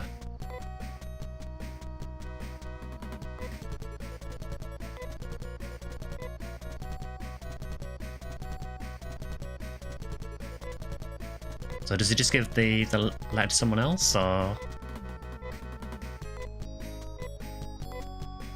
Phantasy Star does not get enough flowers. It really doesn't. So I'm going to assume it's just collected the key, or collected the letter.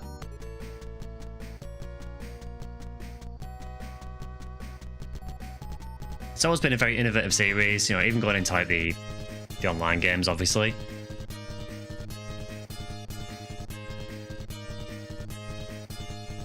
The innovation did not really extend to the enemy names, unfortunately. So here we have Waspy and Buzzer.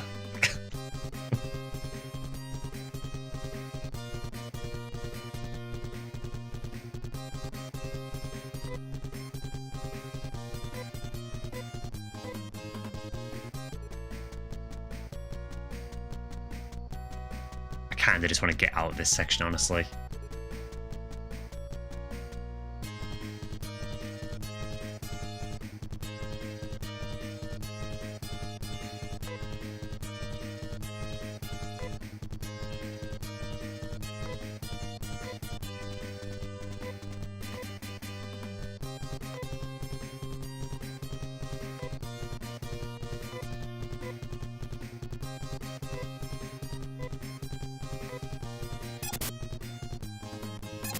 There are 2 screens of inventory, let I went to the second one. Oh, okay, fair enough.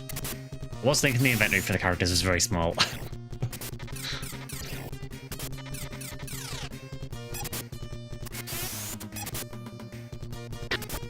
Again, I've said this on a few of the Phantasy Star streams, but I don't want this to be...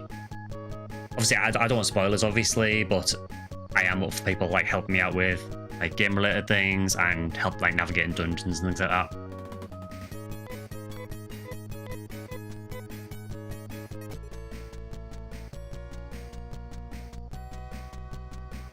See there, it's really hard to tell where the wall is. You can just about say that the wall goes along here.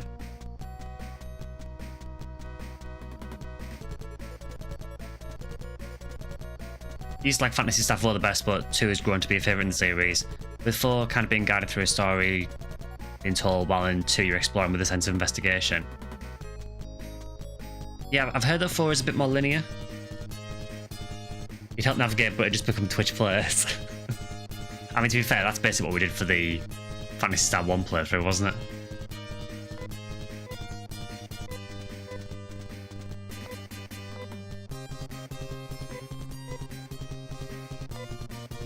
I'm ordering them here because I want to make sure they attack the grass assassins. No story spoilers for me. Cheers for that. I mean, obviously the games are really old, so over the years I do know a couple of things.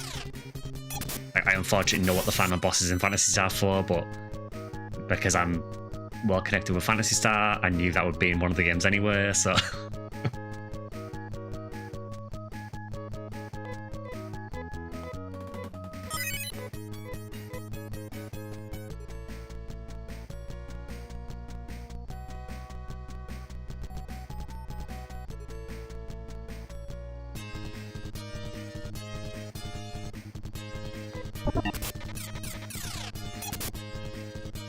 About game mechanics, Phantasy Star 4 is an interesting one. I don't mind shouting about game mechanics, as long as it's not too, as long as it doesn't spoil anything about the story.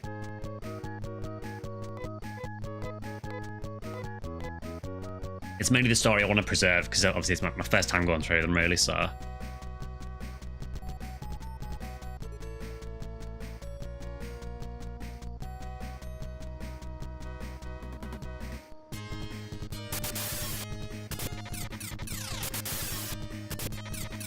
Ooh, these guys hit quite hard, actually.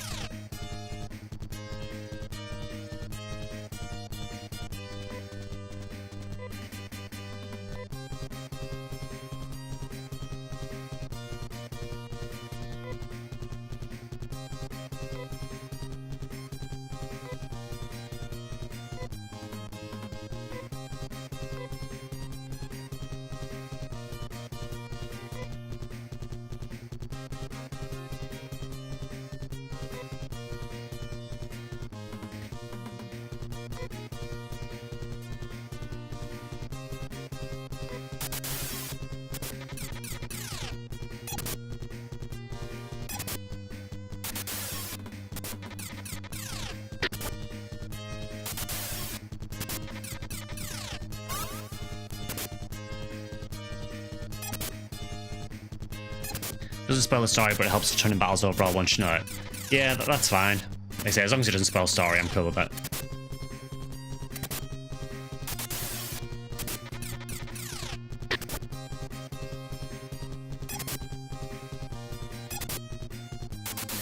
I might run from these, I think.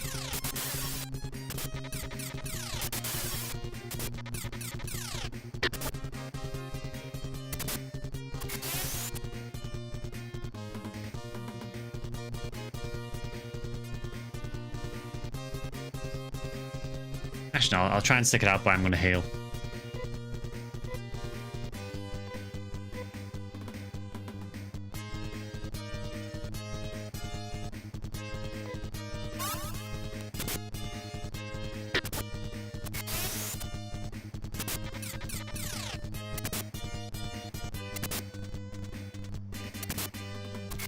Yeah, I think in future I'll run from those because they're a bit of work.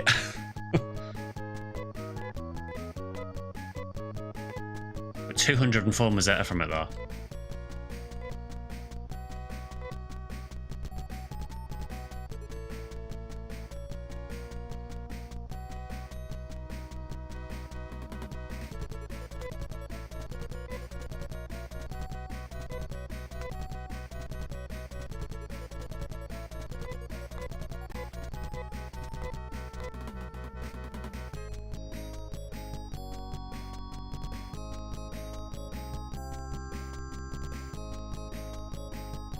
Yeah, I think Rudo definitely needs healing.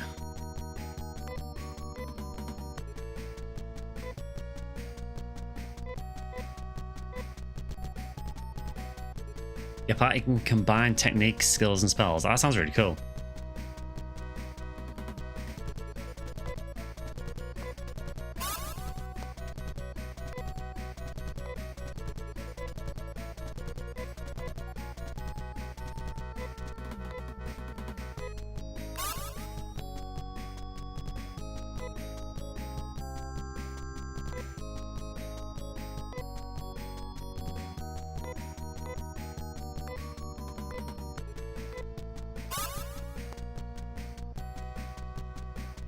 So I'm assuming we just head over to the right now.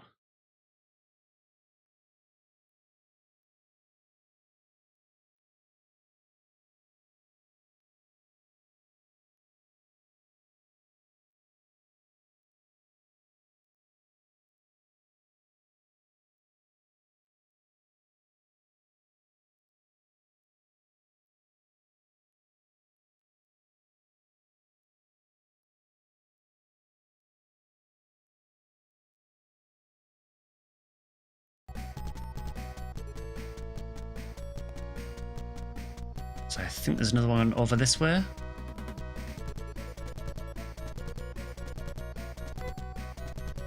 The body of the scoundrels. I wonder if the biohazards killed them. Is that all?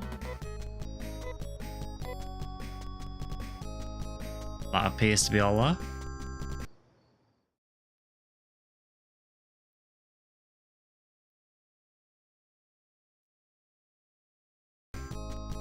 Yeah, so I should probably read the letter that I've got as well.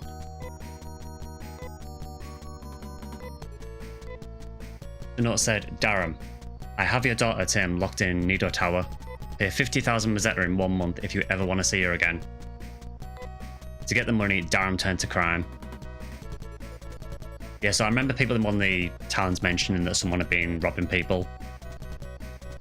So I'm assuming he's doing that to get the money so he can save his daughter.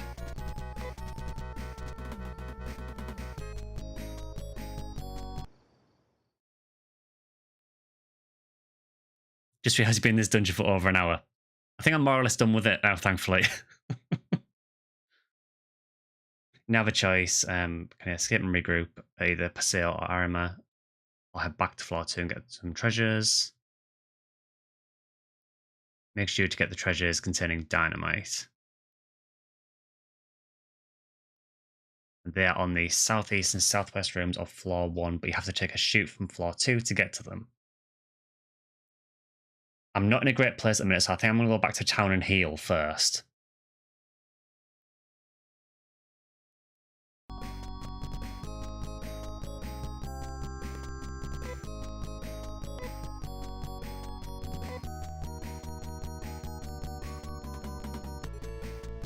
Thankfully, it's not very far to get to this place, so...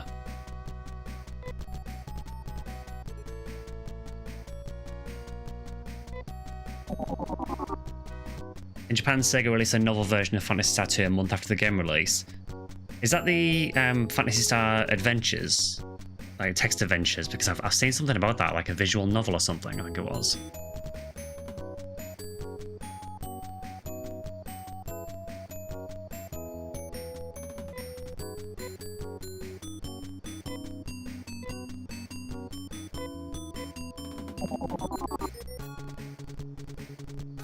So we'll get healed up.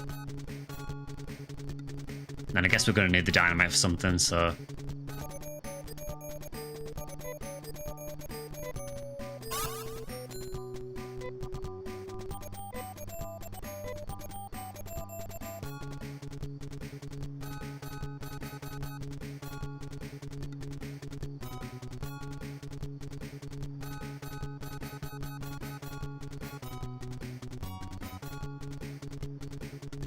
Text adventures are prequel games about each character. Oh, cool.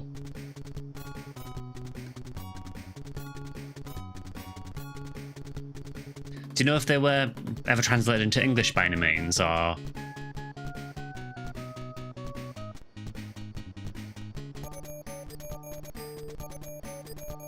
The novel is a complete retelling of the main game as a novel. Oh, cool.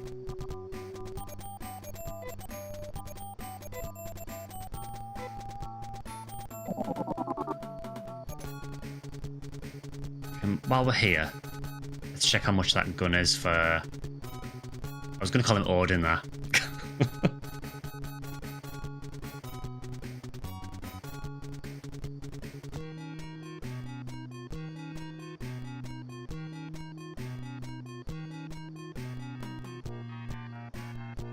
You have all of the Phantasy Star II text adventures translated them together on a single Mega Drive cartridge. Oh, cool. They are fully fan-translated. I'll have to check those out. We'll also print game books for 1, 2, and 3. The first was scanned and translated to English. You've personally translated the novel yourself. Oh, nice one.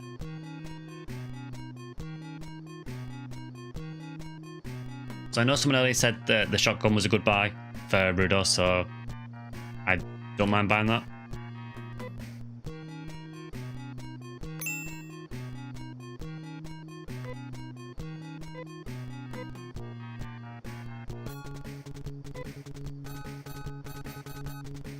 Hey, Daniel.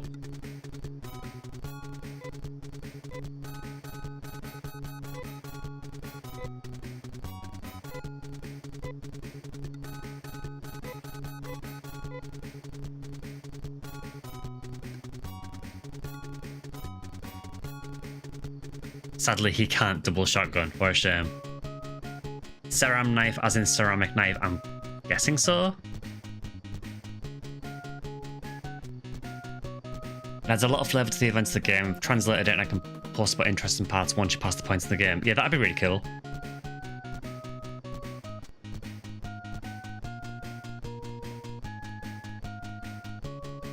So I'm assuming that we need that dynamite in the dungeon for something later. I'm assuming.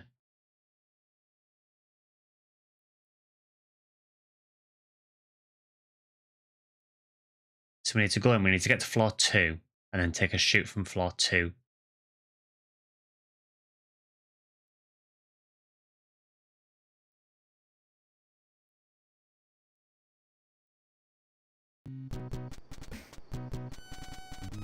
Just actually IRL appeared in YouTube chat. It's Argentan. Oh, nice one. Yeah, I don't know why it's just changing name in YouTube chat, but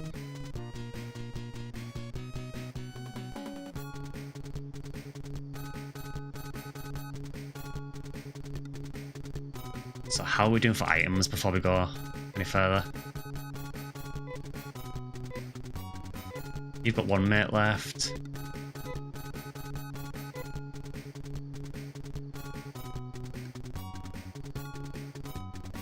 What I'm quickly going to do, just quickly go back to Paseo. I should have done this while I was there, but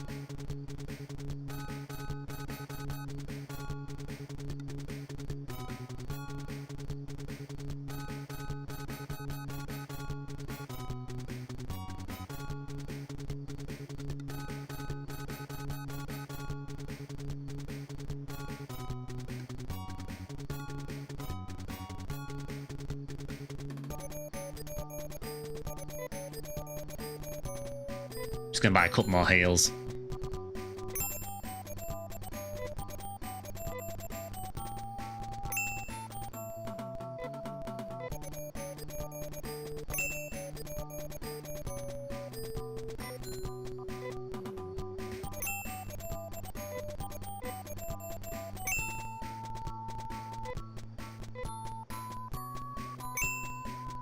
That should do for now, I think.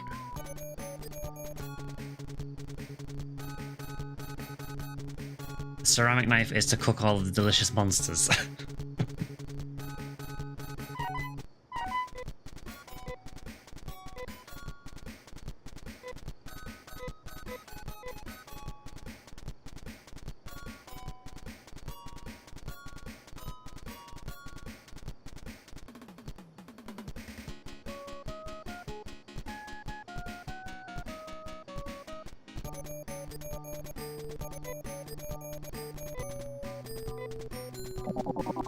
Probably not the best use of money, but saves us getting some extra fights on the way. I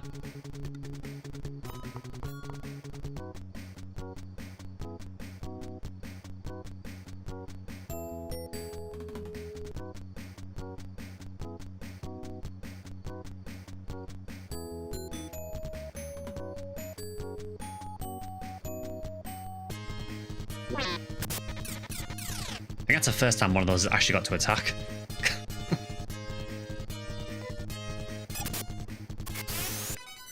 They just one-shot it.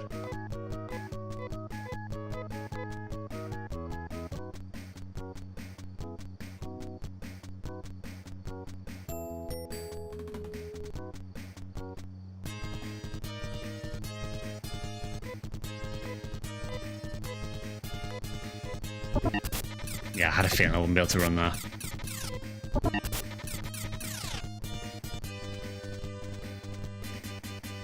Title of the novel is Phantasy Star II: The Last Battle, and it's a choose-your-own adventure-style novel. That's crazy. I've never even heard of that. Like, I was aware of the text adventures, but yeah, I didn't know there was that as well.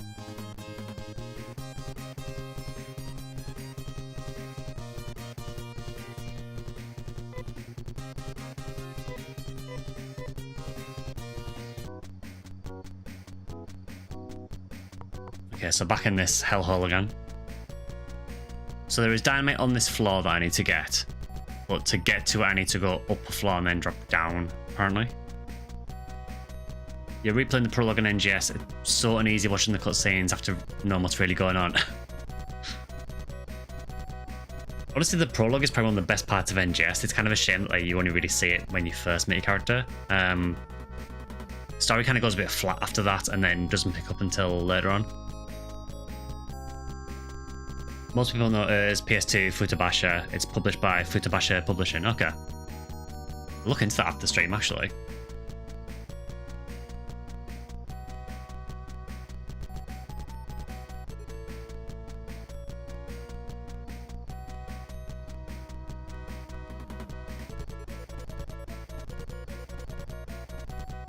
So first, I think I need to go to the center warp first, I think. Yeah, so I need to go to center warp and then warp up.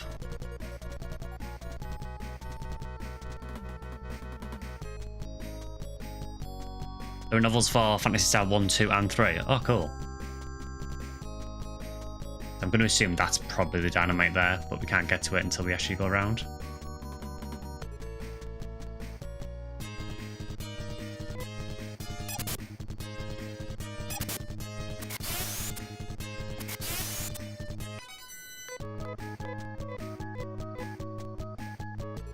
Yeah, sorry this dungeon is taking so long, but my sense of direction is terrible at the best of times.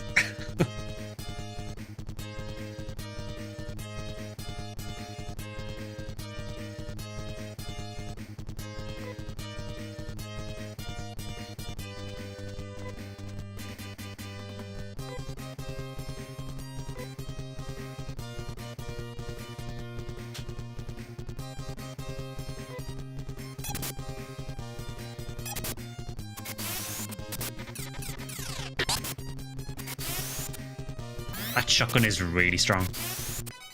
You might find SGS before you finish this dungeon. I'm not sure about that.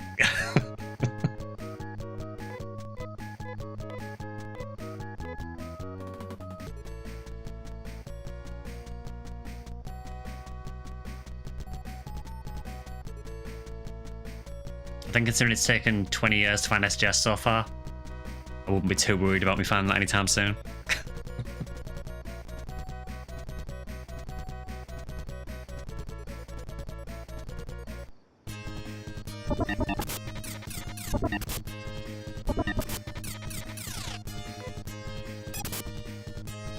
Phantasy Star 1 novel has a fan-translated PDF out. Phantasy Star 2 novel translation is a text document with a PDF coming, and the Phantasy Star 3 novel hasn't been translated yet.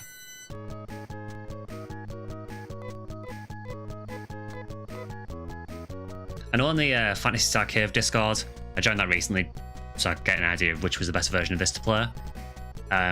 It seems like there are people on there who are actively trying to translate stuff as well, which is cool. Chapter 3 in NGS was so boring until I played Chapter 4, and I originally thought that Glenn was going to betray us or the Guardians sacrificing themselves to save Manon. Oh boy, I was wrong. No, Glenn is a good boy.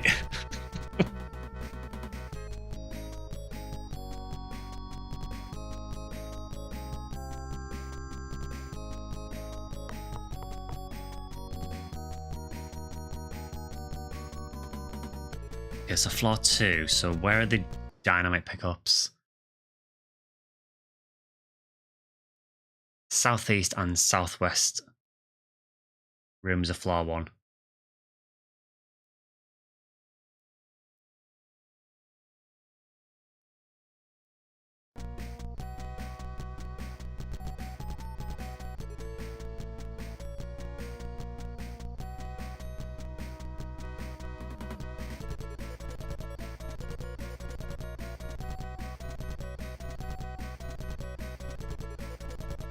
Although terrifyingly, there are 2 different warps in here.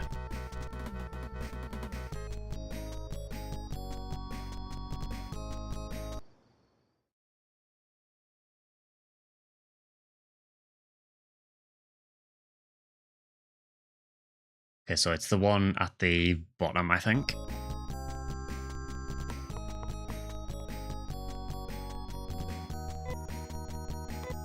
It's locked and won't open. We'll see about that.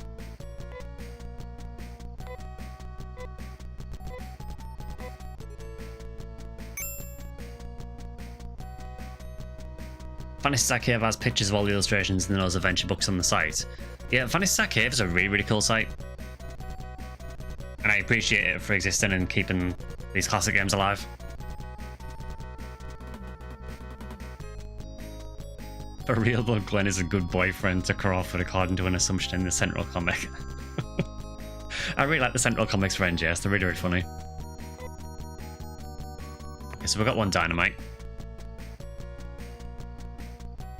And we need one more.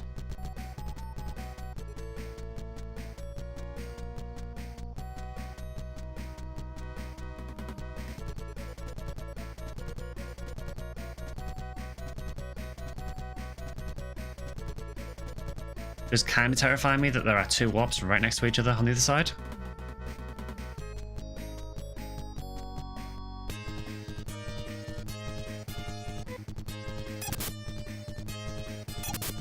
Yeah, NGS Story's in a bit of a weird place at the minute.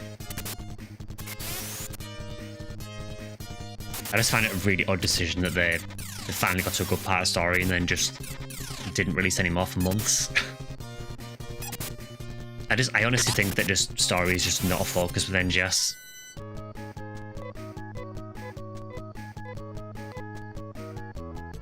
Part of me wonder if that's as a result of PSO2, because obviously PSO2 was very, very story heavy in terms of there was a lot of it. And I kind of wonder if maybe they got some feedback from people that didn't want to sit through hours and hours of story, but then they've gone too far the other way. But yeah, it's pretty much a full year, yeah. It is ridiculous.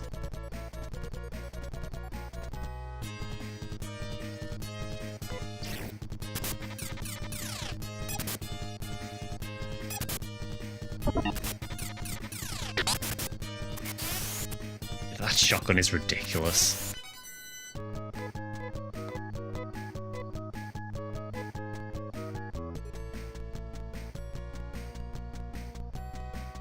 Actually, no. Okay, we have two warps. I've just realised there are arrows on these warps that tell you if they go up or down. Well, we want to go down. I'm pretty sure. This is your first playthrough. Didn't know you played the originals. Beat all of them. Yeah, this is my first time going through Phantasy Star II. It is a struggle so far. I'm really enjoying it, but yeah, this dungeon has been basically the whole stream.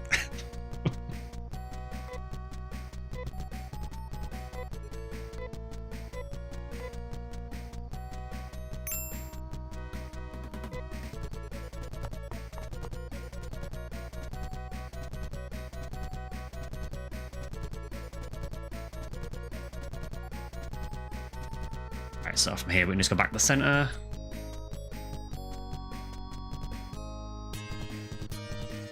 Scratches are the story. They got inspired by Dark Souls telling stories through items and went one step further. Let players cosplay and tell their own stories. Whip me up when PSO3 drops. Fingers crossed.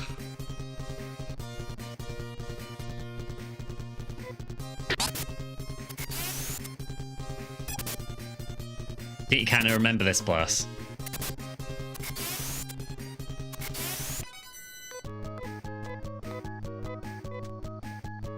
And those tracks slept for 84 years.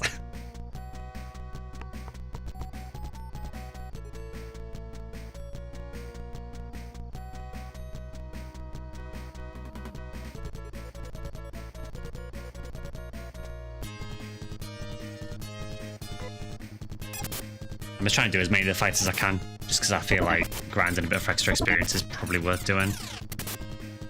Kind of feels like that kind of game. Can't wait for the Clem PSO2 private server. It'll be interesting. Rolf learned another use technique.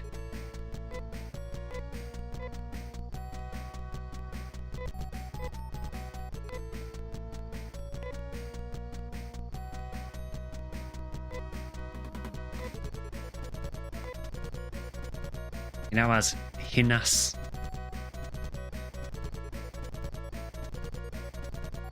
No idea.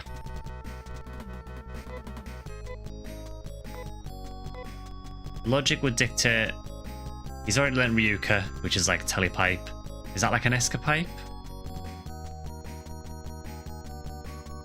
It's one of the less confusing dungeons, actually. Wait till you see the one with holes in the floor. Can't wait for pitfall traps.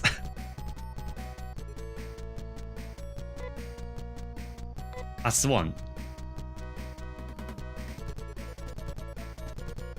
It's been over 20 years.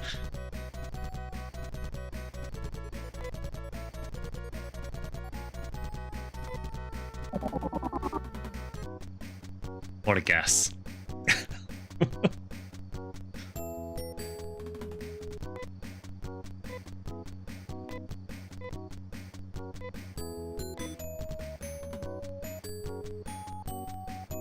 Yes, I'm assuming we take us back to I'm guessing. Let's see.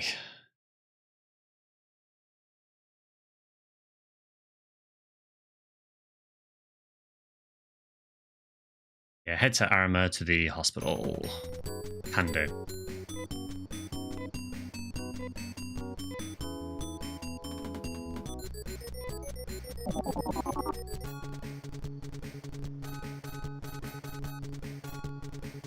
You saw more than 8 people playing the game once.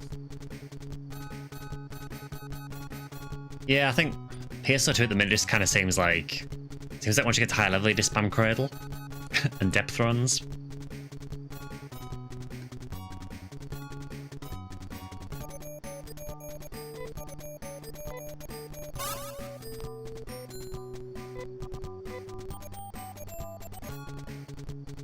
I am really interested to see what they do with the franchise though going forward. I mean, I think NGS will be around for a little time yet.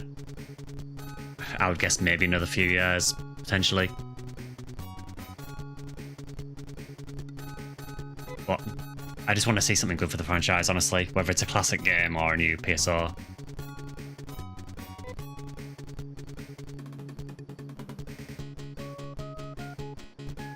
Okay, so that is done. So now what?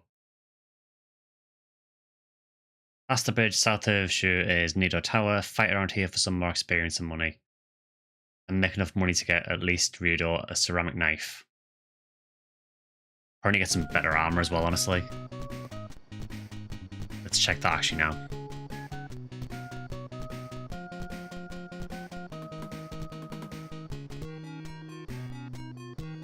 Can't stand the layout and all the extra nonsense that goes and tries too far, in my opinion, in PSO2. Yeah, my one big issue with PSO2, Classic in particular, is just how many different systems they throw at you towards the end. But that's just kind of, it's inherent with games like that, really. It's kind of power creep, isn't it?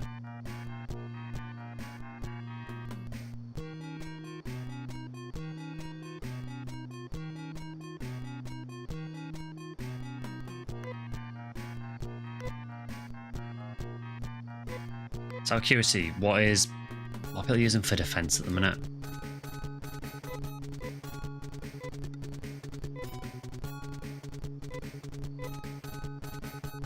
So Rudo has a fiber coat. Rolf only has a carbon suit, so we probably need to upgrade that. And Nate has a carbon vest.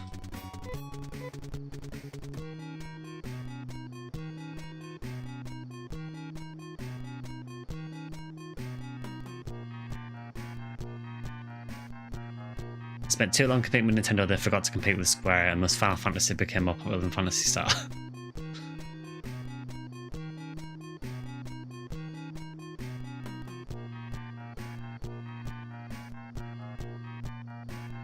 I'm trying to figure out what that is. Carbon something? ML?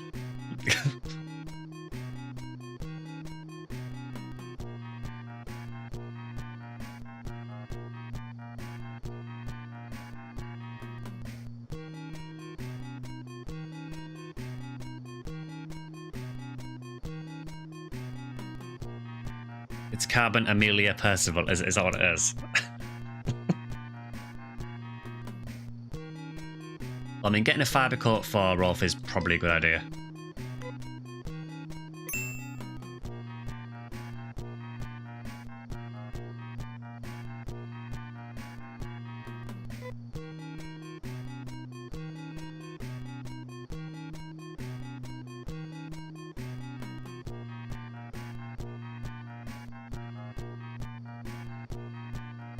ML are hand slot shields for females. Okay. So if that's the case, then I'm guessing Nea wouldn't be able to use them because she's dual wielding.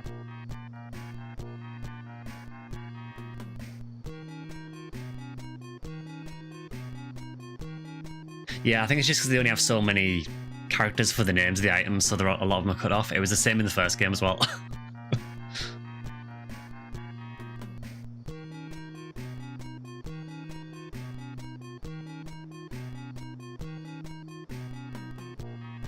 So if that's the case, I'm guessing there's no armor upgrade for Nea yet.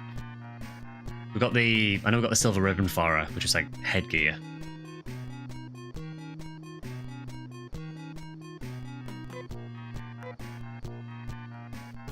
Oh, Nea can only carry claws, okay.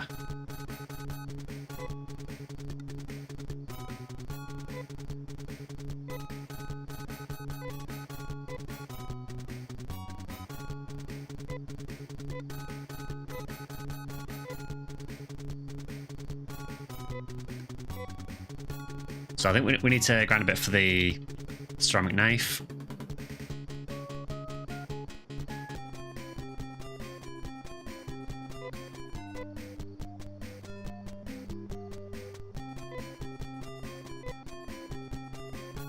Bars and claws are the same thing, okay.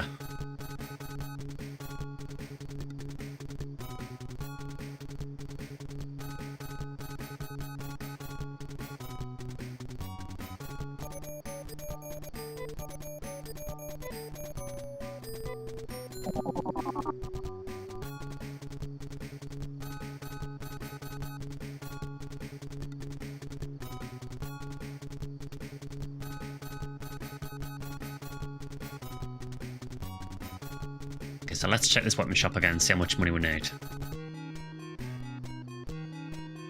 2,800, so we're not too far off.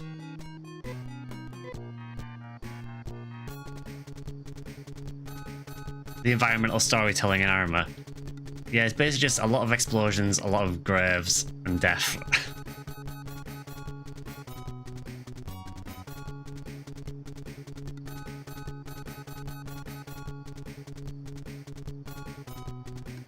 It's the only town with graves.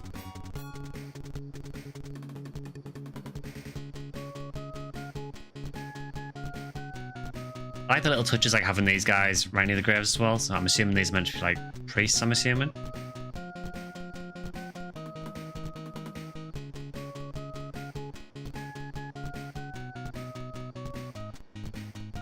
The only thing I would say is the music in this town is a bit too upbeat for how bad things are here.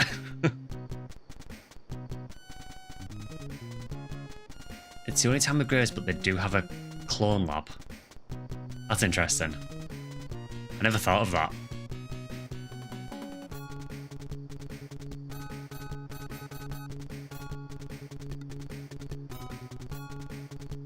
Yeah, because from a game standpoint, that doesn't really make any sense, does it? Because surely if someone died, you would just clone them.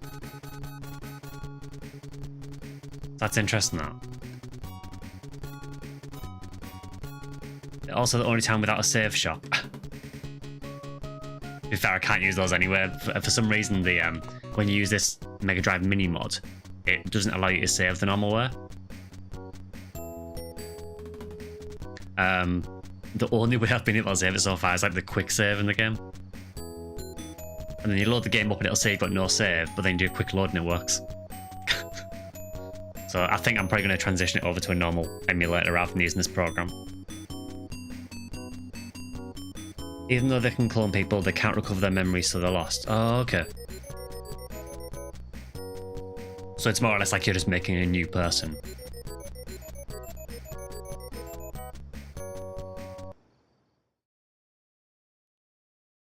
So I need to go south of Shore.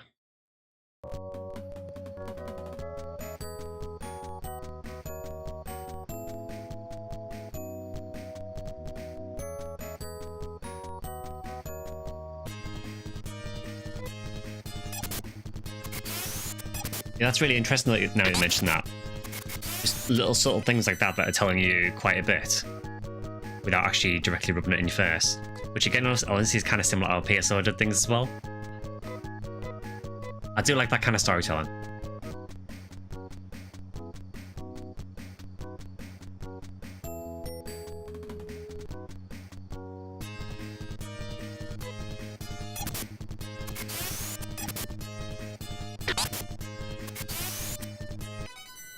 What do you miss? What's wrong with the emulator? So the way I'm running it at the moment is I'm using the Sega Genesis and Mega Drive collection to run it. But when you use any kind of mods with the game, it doesn't let you save. So I'm going to use a normal emulator instead and use the ROM from this, because the games in this pack are just ROMs.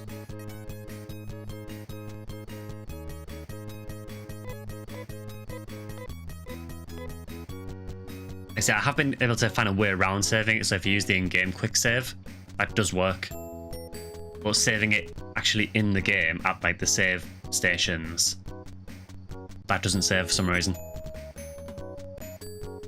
I'm assuming it's something to do with the mod. Okay, so they said south of Sherwood, didn't they?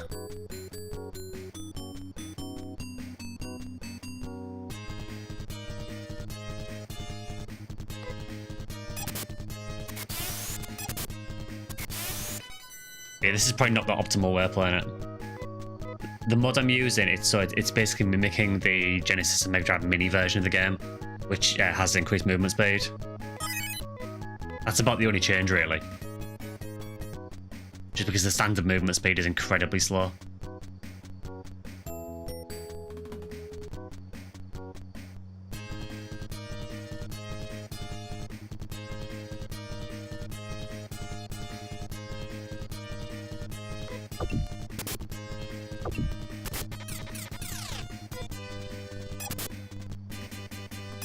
Yeah, as far as I know, it's mainly just movement speed for the most part.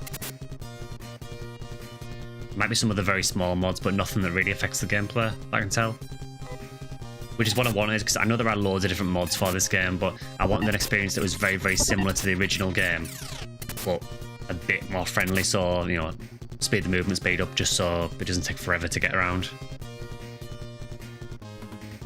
Man, this brings back some main memories. Hope to death for a PSO reboot, but would not be sad with a Phantasy Star II or 4 remake. Honestly, the more I'm playing the classic games, the more I want them to do a remake of one of the classics. Or even just like a Sega Ages version of 2, 3, or 4.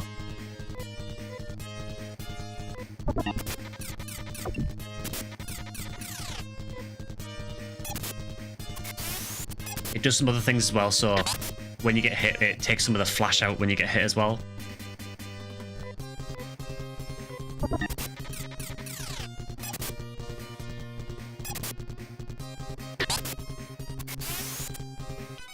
Yeah, I've seen that. Some people have just literally replaced games in the pack. I know Sega put a thing on the Steam discussions for it saying, you know, please don't just add games that we didn't add.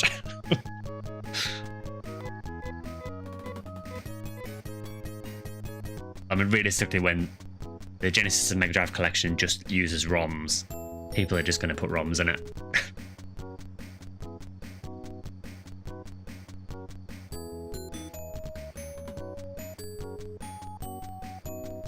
So I'm going to assume that's Nido Tower. So we'll do what the guide said and level up round 8 for a bit. Unfortunately, with Phantasy Star 2, I think there will be quite a bit of grinding, so it won't be as like quick to get through as Phantasy Star 1.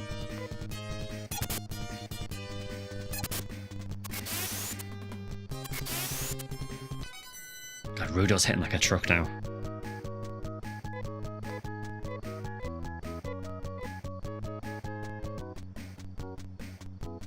It'd be really cool to see a remake of these old PSO games in a full 3D style whilst in turn-based. Yeah, I'd like that. Basically, all I'd like, particularly for Phantasy Star 2 and 3, from what I understand, I would just like them to re-release it. It can look like this. If they want to do like a remaster of the graphics, I'd like it to still look similar to this. I want it to be totally different. But basically, I'd just like to see this with just some quality of life improvements, just to make it a bit friendlier to play. I don't really want them to change the fundamentals of the game, because the games are really, really charming from what I've played so far. I'm really enjoying them. They just need to give it to Atlas, it'd be amazing. Yeah, I suppose it depends what they're working on, doesn't it? realistically, still gotta have the resources to do this kind of thing. It's just, I guess it comes down to whether there's demand for it. And Phantasy Star is always quite a niche series anyway. Maybe not so much in Japan. You know, in Japan it is quite popular, but in the West it's really, really small series.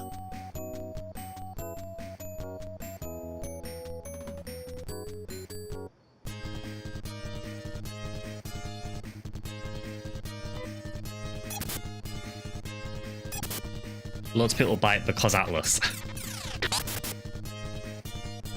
I mean, you know, they do have a pretty good track record, to be fair. HD 2D quality of life would be great. Just more love to Phantasy Star in general. Yeah, I'd really like to see it. Again, I'll mention this again now, just for anyone who wasn't here at the start of the stream. Limited run games have just dropped a PSO merch collection. I think it's done to like celebrate the 25th anniversary of PSO. So if you are a fan of PSO in particular, there is a new merch collection that's just dropped on limited run games. It's mainly things like there's some clothing items, there's pin badges, there's a skateboard deck, and there's also some acrylic stands as well. So if you do like PSO, go and check them out, because they might not last very long. Just for anyone who might have missed it at the start of the stream.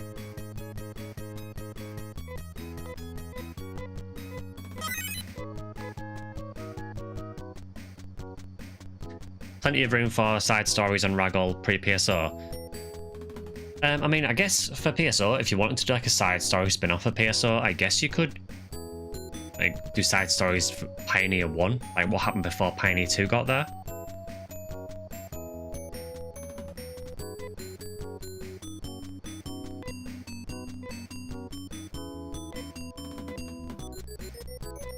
So we actually already nearly have enough for that weapon. We'll get a bit more though, because we need money for healing and teleports.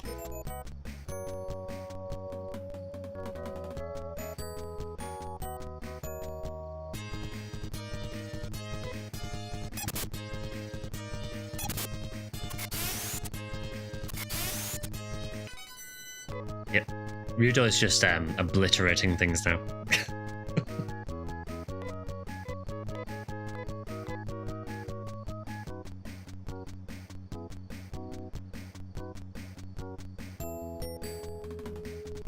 Yeah, I think me, like a lot of other people, I just want to see some more love for the franchise, honestly. It does kind of feel a bit neglected sometimes.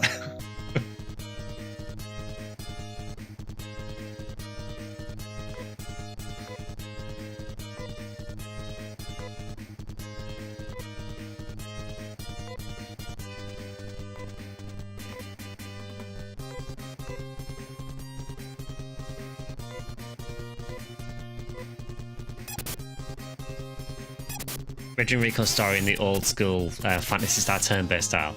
It would be interesting to see like a turn-based version of PSO. And yes, I know there is PSO Episode 3 Card Revolution. That's turn-based in a different way though.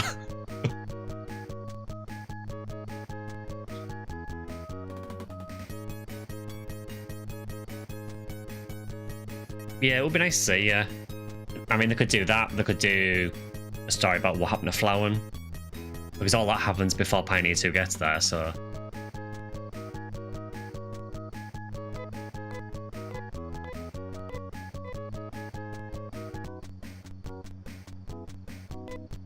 How is our party looking? Yeah, pretty good. How is Nil level 13? She's like twice as high as everyone else.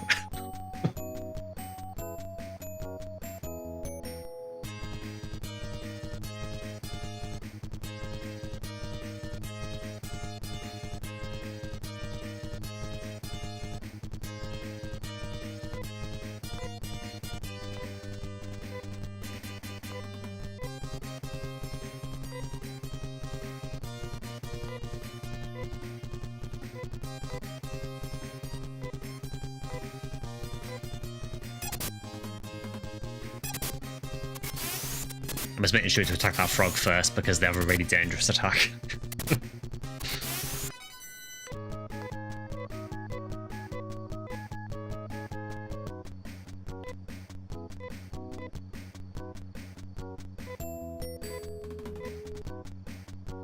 think we're almost ready to go and get that ceramic knife.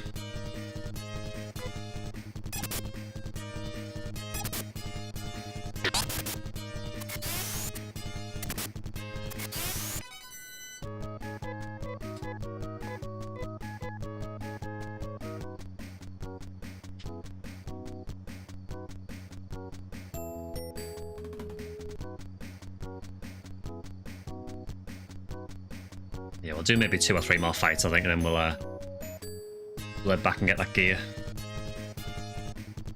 I appreciate we've not really made much progress this stream, but I think you're going to get the occasional streams of Phantasy Star II where it's going to be a lot of grinding.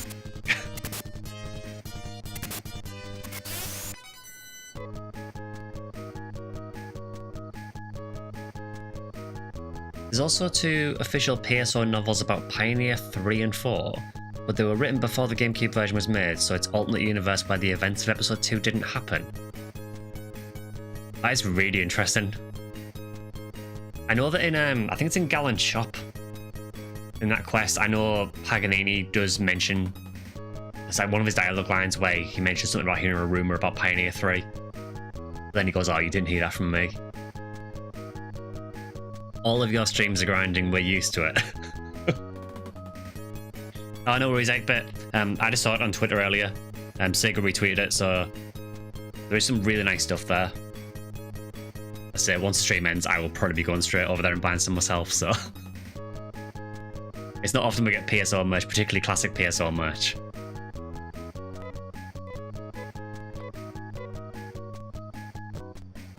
See, what I'm hoping is, I've got a holiday booked at the end of the year to go to Japan, and I'm hoping that with it being near the end of the year, there'll be a big push of PSO merch to celebrate the 25th anniversary, so I can just buy all the merch.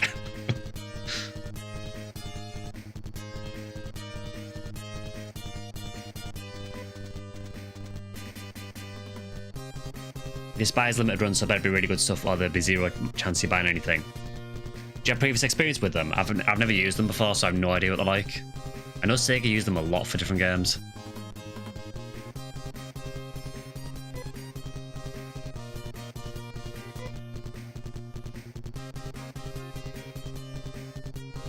Will you be doing VODs or streams during the trip?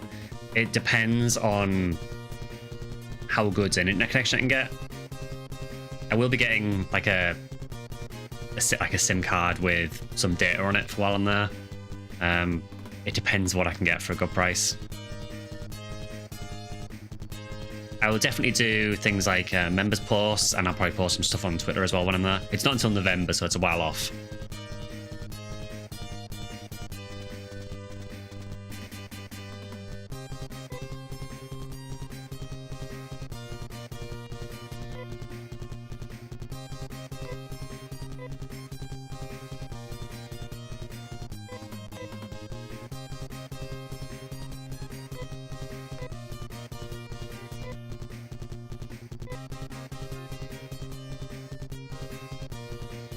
Yeah, I don't know why the Phonium one is the only one that seems to be sold out. I don't know if it's a mistake or something, because I find it really odd that Phonium would sell out instantly. You'd kill to be able to visit Japan. Yeah, I would really recommend it. I mean, I've been once in 2016. It was amazing, but you know, it is not cheap.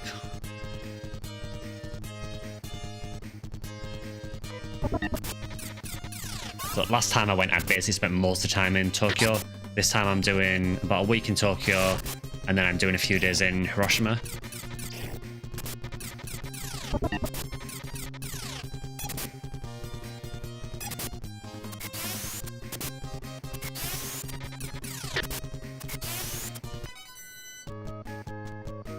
You wish they ported Phantasy Star Portable to Infinity to PC? I would love to see that.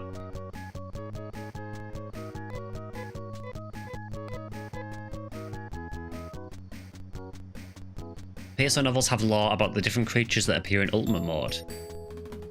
I may have to try and track these novels down now. You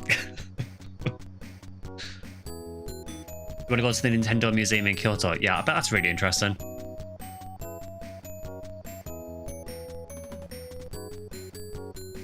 I've got mixed opinions of Kyoto. I've never actually been. It's somewhere I would like to go, but as you've probably seen if you've seen the news recently, there's a lot of places in the world that admit they're doing like big crackdowns on tourism, and Kyoto is really cracking down on tourism.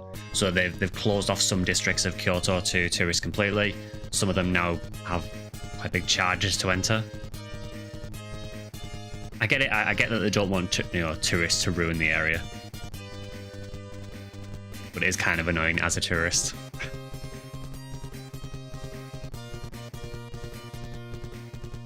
I bet the Nintendo Museum's really interesting though. I wonder if Sega have a museum. I need to look into that. Because if they do, I want to go.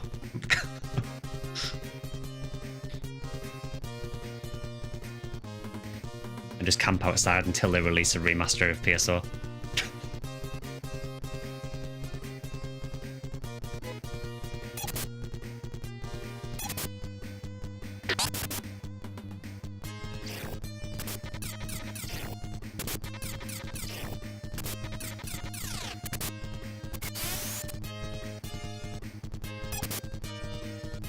You have the OG posters for several of the PSO and Virtua releases. You got Purple Num Dog Tag and a full set of all the gacha toys. Yeah, the gacha toys I've seen, they're quite often on eBay, the little gachapon figures. The only PSO merch I've got so far is I've got just of that. I think I've showed it before. I've got like a Reika Seal model that looks like Shino. I've got the soundtracks of Dreamcast PSO episode 1 and 2 and episode 3. And the episode 3 one came with the little cards.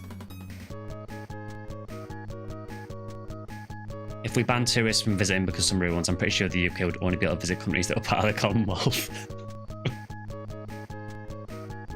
You're a big collector of Phantasy Star stuff, 20 favourite franchises. Oh, same here.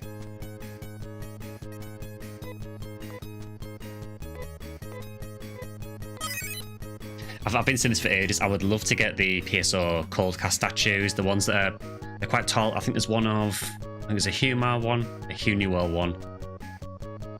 I think there's a Phoniwell one as well. They're like limited run to about 500 each, and they pop up on eBay very, very rarely, and they're really, really expensive. I'd love to get particularly the Phoniwell one because I think it's probably one of the better looking ones of them, but just it's so much money.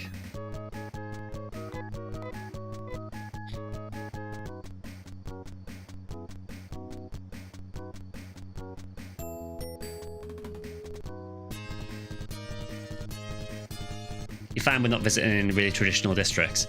I mean, when I went to even to Tokyo, there was still some really, really nice areas to visit there. There's a shrine just outside Shibuya called Meiji Shrine, and that was absolutely beautiful.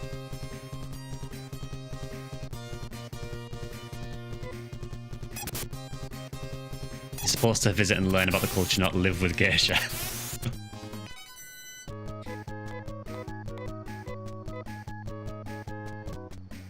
Yeah, the main thing I want to do this time is, last time I went, I didn't get to go to Hiroshima. So I've deliberately booked a hotel there for a few days this time because I want to go to the Peace Park and the Atomic Bomb Museum.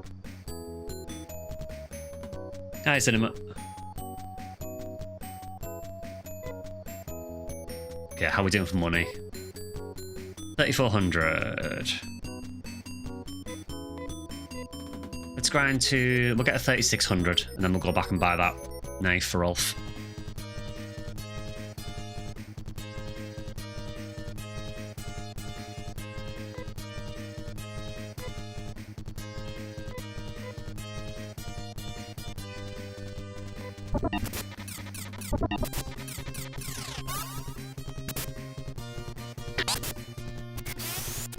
If you do get the chance to go there, I would really recommend it. I will say though, I spent about 8 months doing Japanese classes before I went. I got there and then everyone wanted to speak to me in English.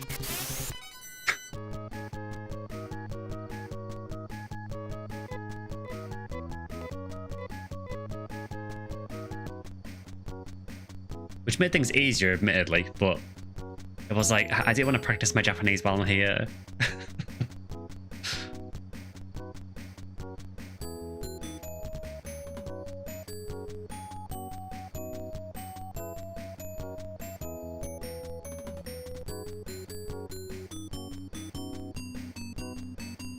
They had the same idea. Yeah, they were just brushing up on the English, waiting for me to arrive.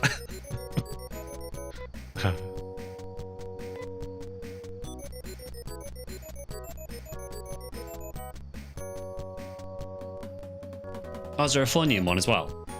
I think the only ones I've ever seen is, I think, Humor, Huniwell, and Phoniwell.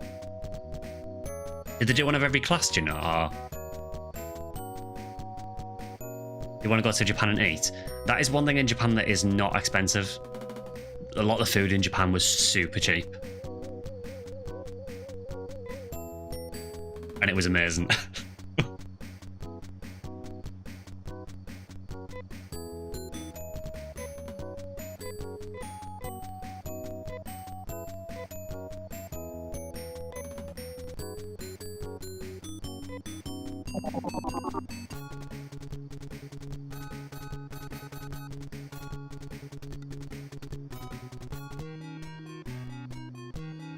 Alfred went to Japan and came back with 5 suitcases of merch. Subscribe to the YouTube channel because you and everyone in here are awesome. Oh, cheers, dude.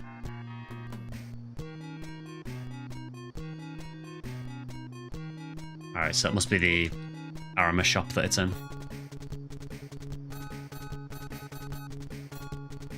Not much of a merch person. I unfortunately am.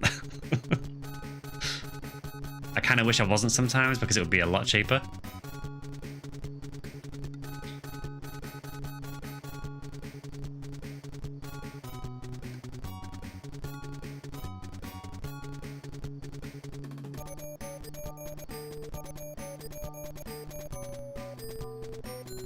Oh, cheese sauce under.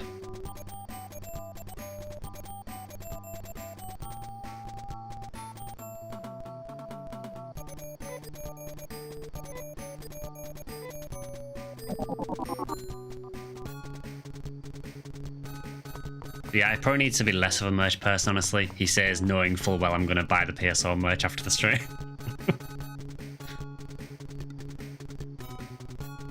Cool game. It is. It is.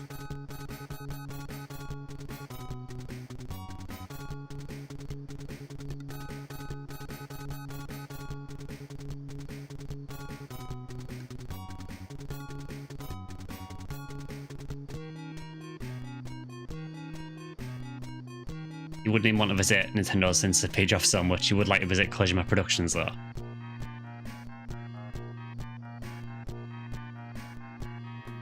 By the rare box drop. Honestly, the Section ID badges, they're kind of cool, but I don't really collect pin badges. But just the fact that they come in a big red box, but it's $75, and it feels like $75 to buy the red box. It might be a good thing to have in the background, though.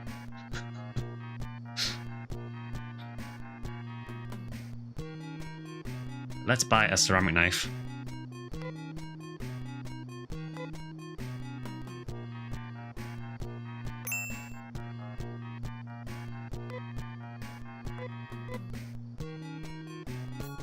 It is an expensive box. The thing that kind of annoys me about it as well is they show, obviously, you know how the red boxes in PSO were like kind of diamonds in terms of they were sort of sat on the edge. If you look at the box, there's no stand or anything to stand it like a PSO rare drop box, so it just looks like a box. It's kind of hard to explain it, but it doesn't look like a PSO rare drop unless it's like at an angle.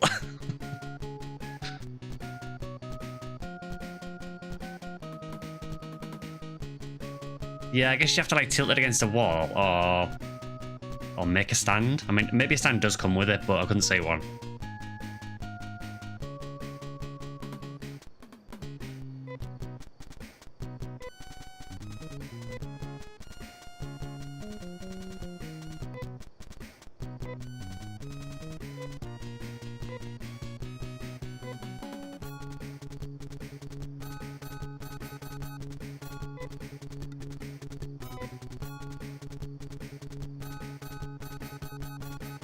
Okay, so a ceramic knife get. So what now?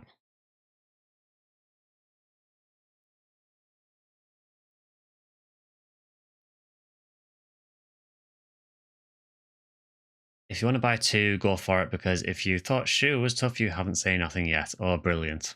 So I guess we're going for a second one. Yeah, I think this game's going to be a lot of grinding, isn't it?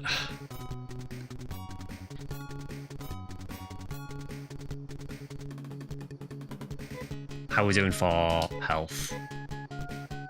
Probably is a heal. Yeah, it's going to be a very grindy game, isn't it?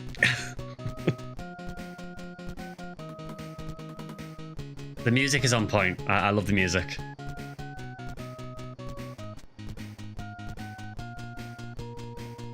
Also in Arma, notice that the tower platform is clean of damage. Oh yeah, it is, yeah. That's interesting.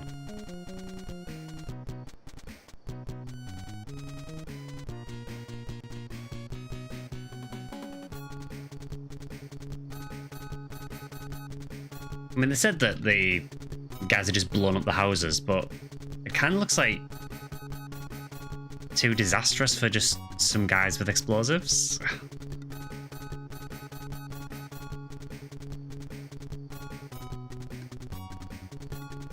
There's other places to get more money. It's basically just grind outside of Nido, apparently.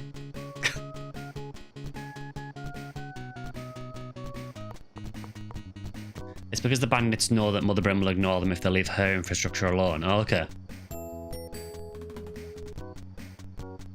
That makes sense, actually.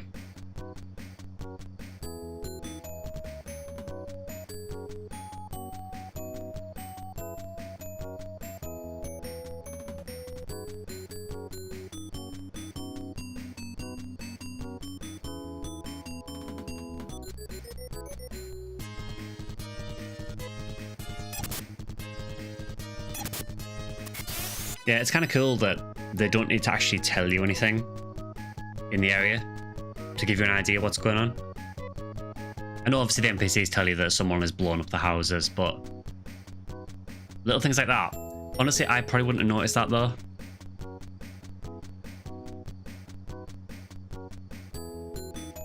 But it is really interesting when you think about it that, yeah, of course they're not going to attack the tower.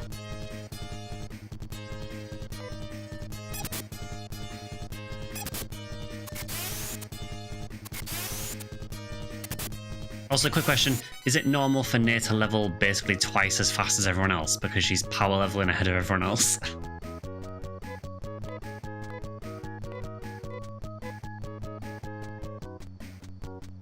Like, it's kind of getting a bit ridiculous. She's literally double their level now.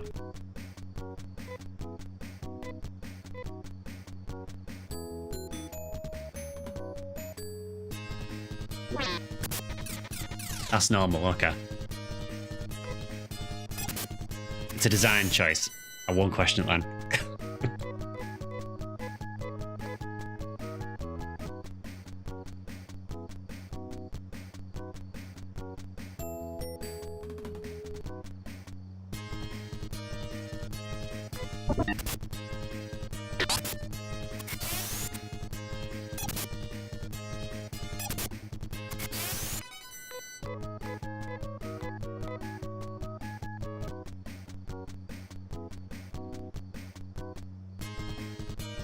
Humans play like traded Pokemon, better experience gain.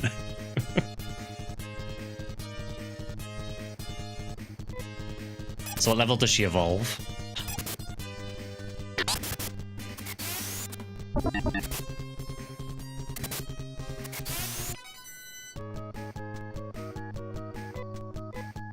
Yeah, her stats are definitely on the lower side compared to the others.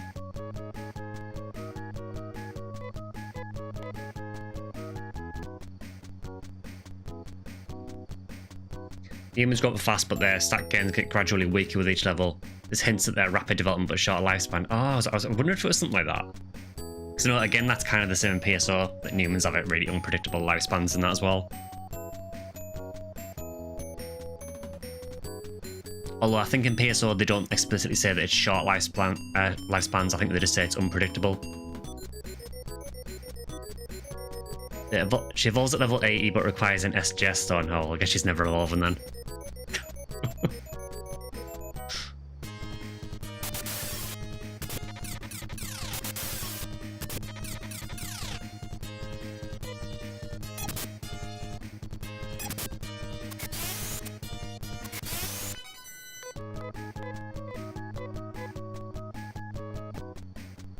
Yeah, so I realised there's been virtually no progress in this stream, but we did one dungeon. You thought beasts in PSU had a short lifespan. I think in PSU, I think a lot of beasts do have short lifespans because a lot of them are used as like slave labour in PSU.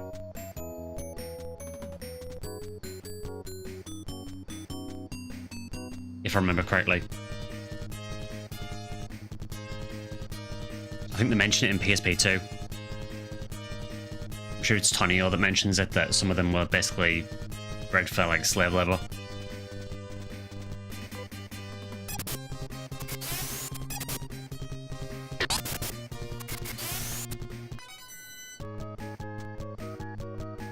I would like to see them bring beasts back, honestly. Kind of strange that they just showed up in PSU, about the Goral games, and then we haven't seen them again since. It's also mentioned in base PSU, okay. It's been so long since I've done the story of PSU.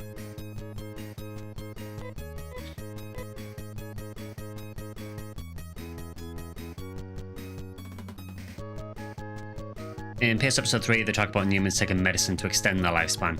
There's a human character that takes new medicine to stay young a long time. Oh, okay. It's been ages since I played through all of Ep 3.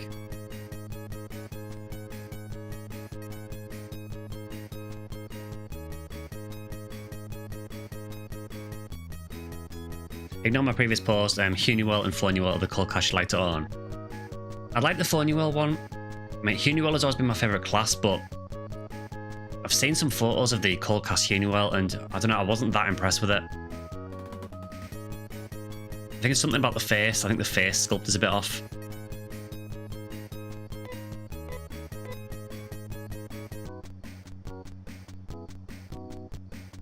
But I would like to get the Fornuel one.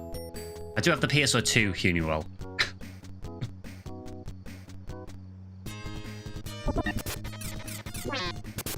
PSU Beast needed the seed vaccine and didn't get it, meanwhile IRL people would rather die and get vaccinated.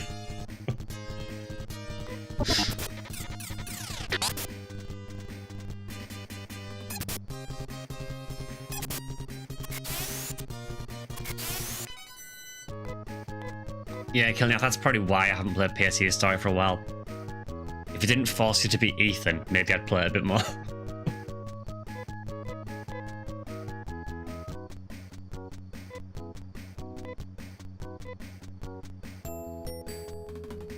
I'm still wondering if Ethan is the worst protagonist in Phantasy Star. He's got to be up there.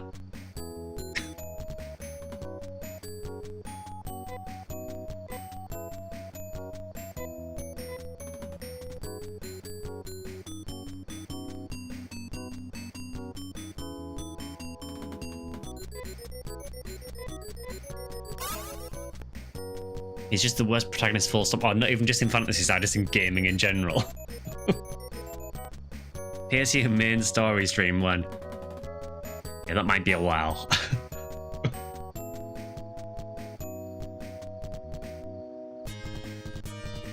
Ambition of the Illuminist wasn't too bad.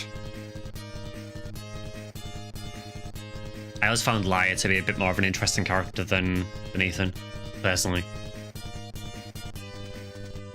Ethan is just, yeah, he is just completely unlikable.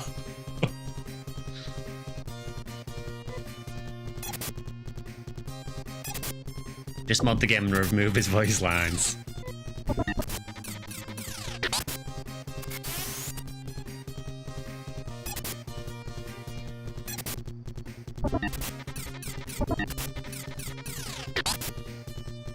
Yeah, hope you guys are okay with this. I know it's been a very grindy stream. We're just spamming battles for money and experience, but I think this is the kind of game it is.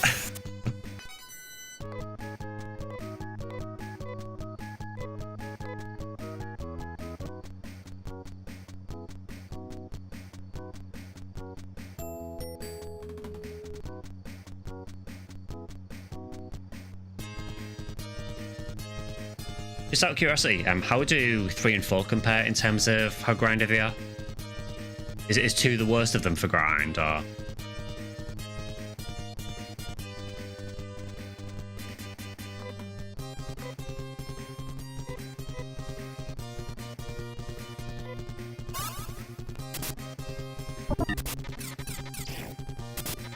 Kind of know what you mean about the face. When you're playing a premium, you want perfection.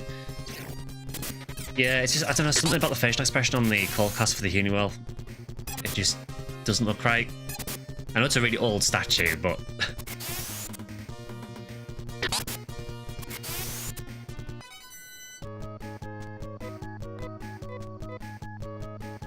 Four, you don't really need to grind until like the super endgame. 3 has almost no grind after the first generation. Okay, that makes me happy. It's not that I'm not enjoying this, I do still really like 2 so far. But it is definitely a lot more grindy than 1.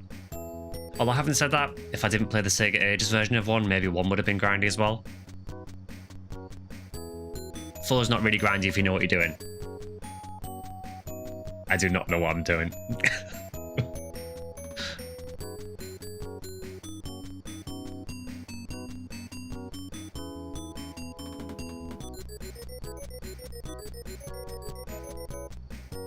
So I think what we'll do is, so typically what we used to do is we do Classic Phantasy Star every other Wednesday. I think because obviously with this being a grindy game, I think it might be worth doing this every Wednesday for a while. And then every now and again we'll do a different Wednesday stream. Just so we can make some progress in this game because it's going to take a long time otherwise. I know I could technically play off stream as well, but I want all the progress to be on the stream.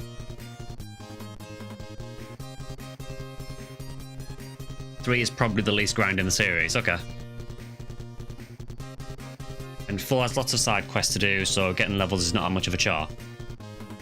2 is definitely the most grindy, okay.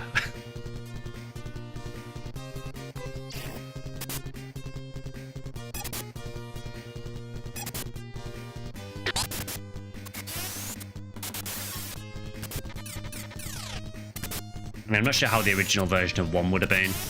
Obviously, with the Sega Ages version, you had less encounters anywhere. That felt like it was quite fluid all the way through the game, really. But again, that's the quality of life improvements. You hate grinding 3 more than 2.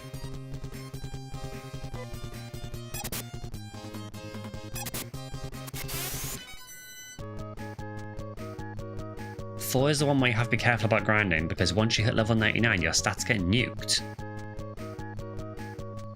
Is that like a bug with the game or something, or is it intended?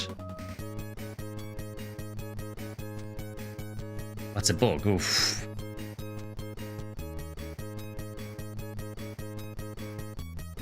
So I guess ideally you want to get as close to max level as you can without hitting max level.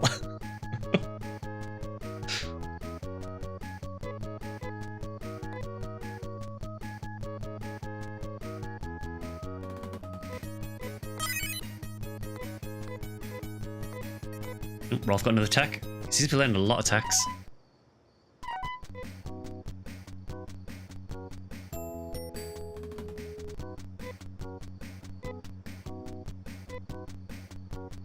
Oh, he's learned Resta. That's actually really helpful. You beat the game around level 45, somewhere around there. Oh, okay. Felt like you grind more in 1 because getting lost in 2's dungeon felt more like navigating than grinding.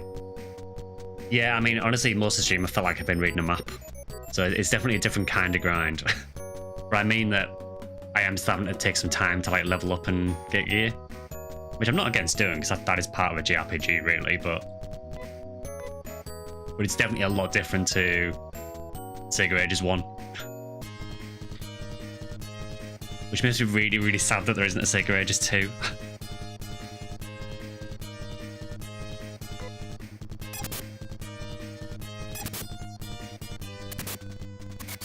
I just want this, but with some quality of life improvements. That's all I want.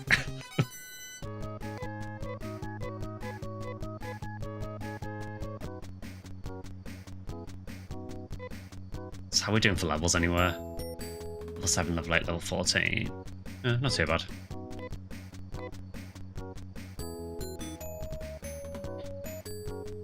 We've got a few more minutes left of the stream, so we'll probably just get a couple more battles in.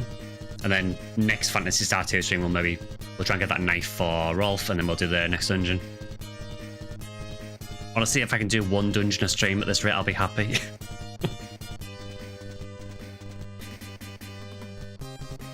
It's a shame the concept of metal slimes is not a thing in lots of games in this era.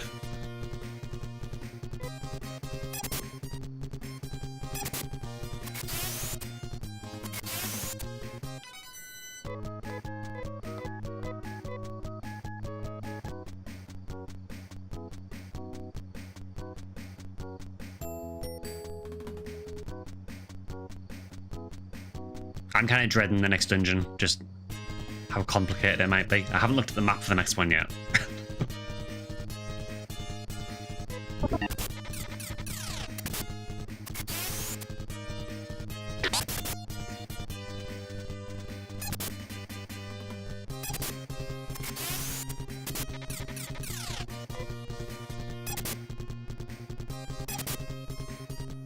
I was quite surprised when I stream Classic Phantasy Stars, honestly, like how many people come out to watch. Basically, because I'm multi-streaming at the minute, the audience is kind of split between YouTube and Twitch, but overall I'm actually getting probably more viewers than... It's probably about equal to like PSO streams, honestly, which is really surprising.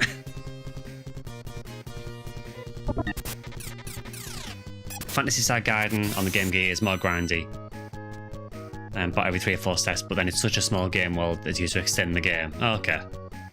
Yeah, so I can kind of understand it for that. That's another one I've never played. It would be nice, really, to try and play all the Phantasy Star games at some point. I know some of them are really not doable now. So I know there's like that iOS game, Idler. I don't think that's playable now, to my knowledge. It would be nice to play as many as I can.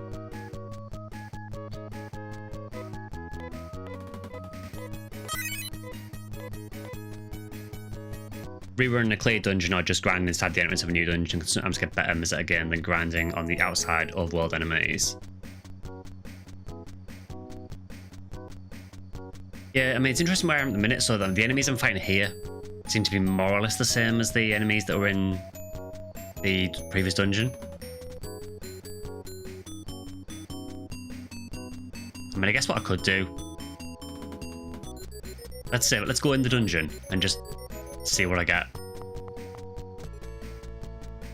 Oh great, it looks the same as the last one. Please don't tell me that all the dungeons look like this.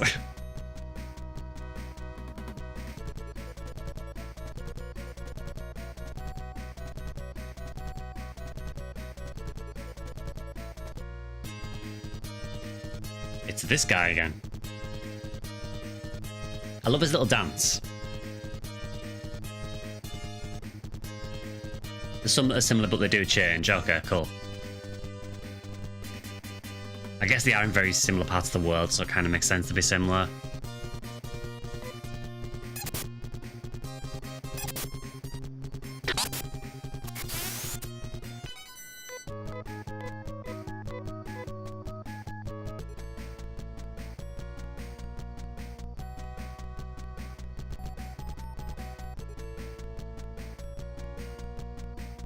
Enjoy your parallax scrolling. I am very much enjoying the parallax scrolling.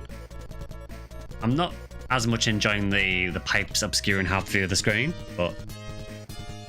Oh god, these were pretty rough last time. We have leveled up a bit since then though, so let's try them.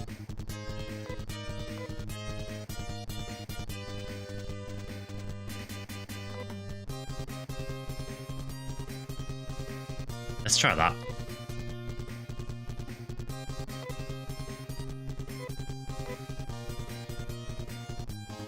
Parallax scrolling, but it's SJS on the ceiling.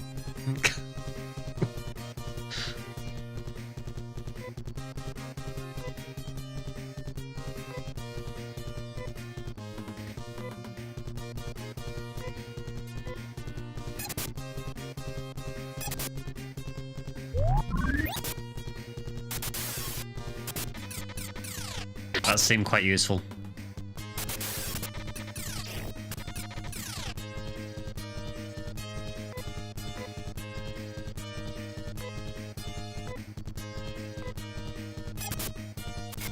Yeah, I am starting to get used to the battle system in this now. It's actually quite a cool battle system once you get used to it.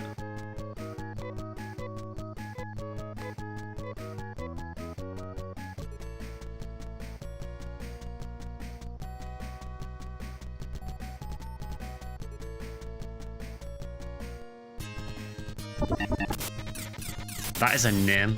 Spit kill.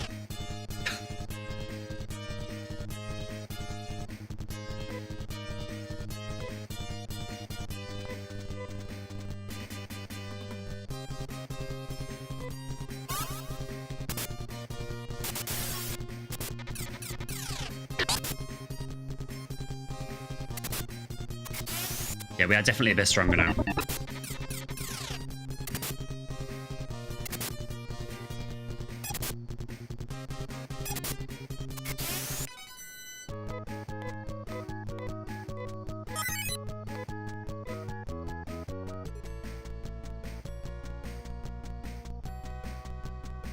Yeah, so I think on the Wednesday streams for now, I think for the next couple of weeks anyway, we'll do Phantasy Star II. Just try and make a bit more progress in the game. But then every few weeks though, we'll do one stream where we play something different just to take a break every so often.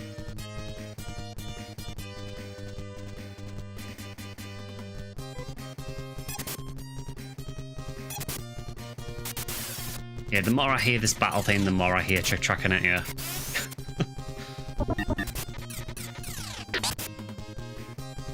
FF8 stream where I'd like to do it at some point, but it's just, yeah, it would take a lot of streams. Keen to see me play that. It is my favourite Final Fantasy. But yeah, I mean, if Phantasy Star II takes a while, I mean, FF8 would take forever.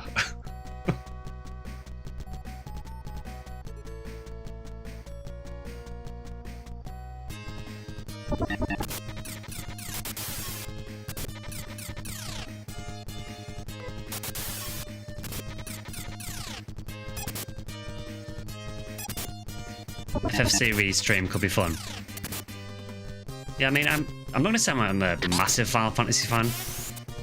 There are some other games that I do really enjoy.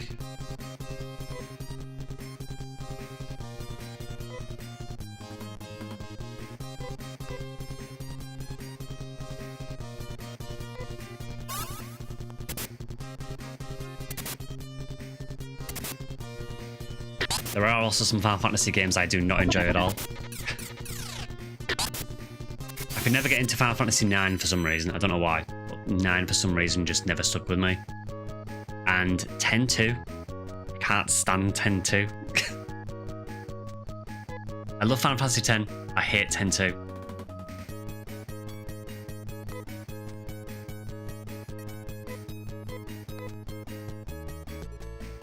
David Boy Monkey Man. Yeah, that one, yeah. I don't know what it was about 9, but for some reason I just really couldn't get into it.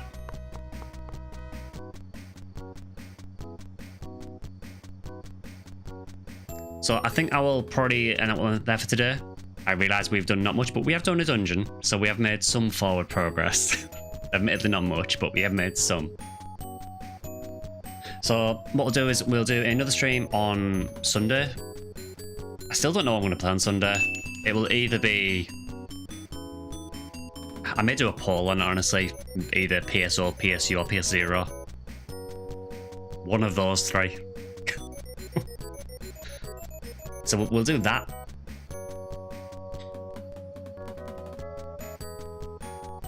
Pretty good against these enemies. You might be able to push through the dungeon, save Mazetta for the equipment upgrade in next town. Oh, cool. Yeah, I think next stream, I think we'll try and get through this dungeon. So yeah, we'll do that on Sunday. I'll probably put a poll up maybe on the Discord, so if you haven't joined, feel free to go and join over there. I do have a X and a Blue Sky, which are both SectionSkyly. I do stream on Twitch and on YouTube as well, so feel free to follow over there as well. Yeah, hope you enjoyed the stream, and I will see you guys on Sunday for another one. Yeah, hope you have a good rest of your week. See you later. Also, thank you for the bits, Kilniath.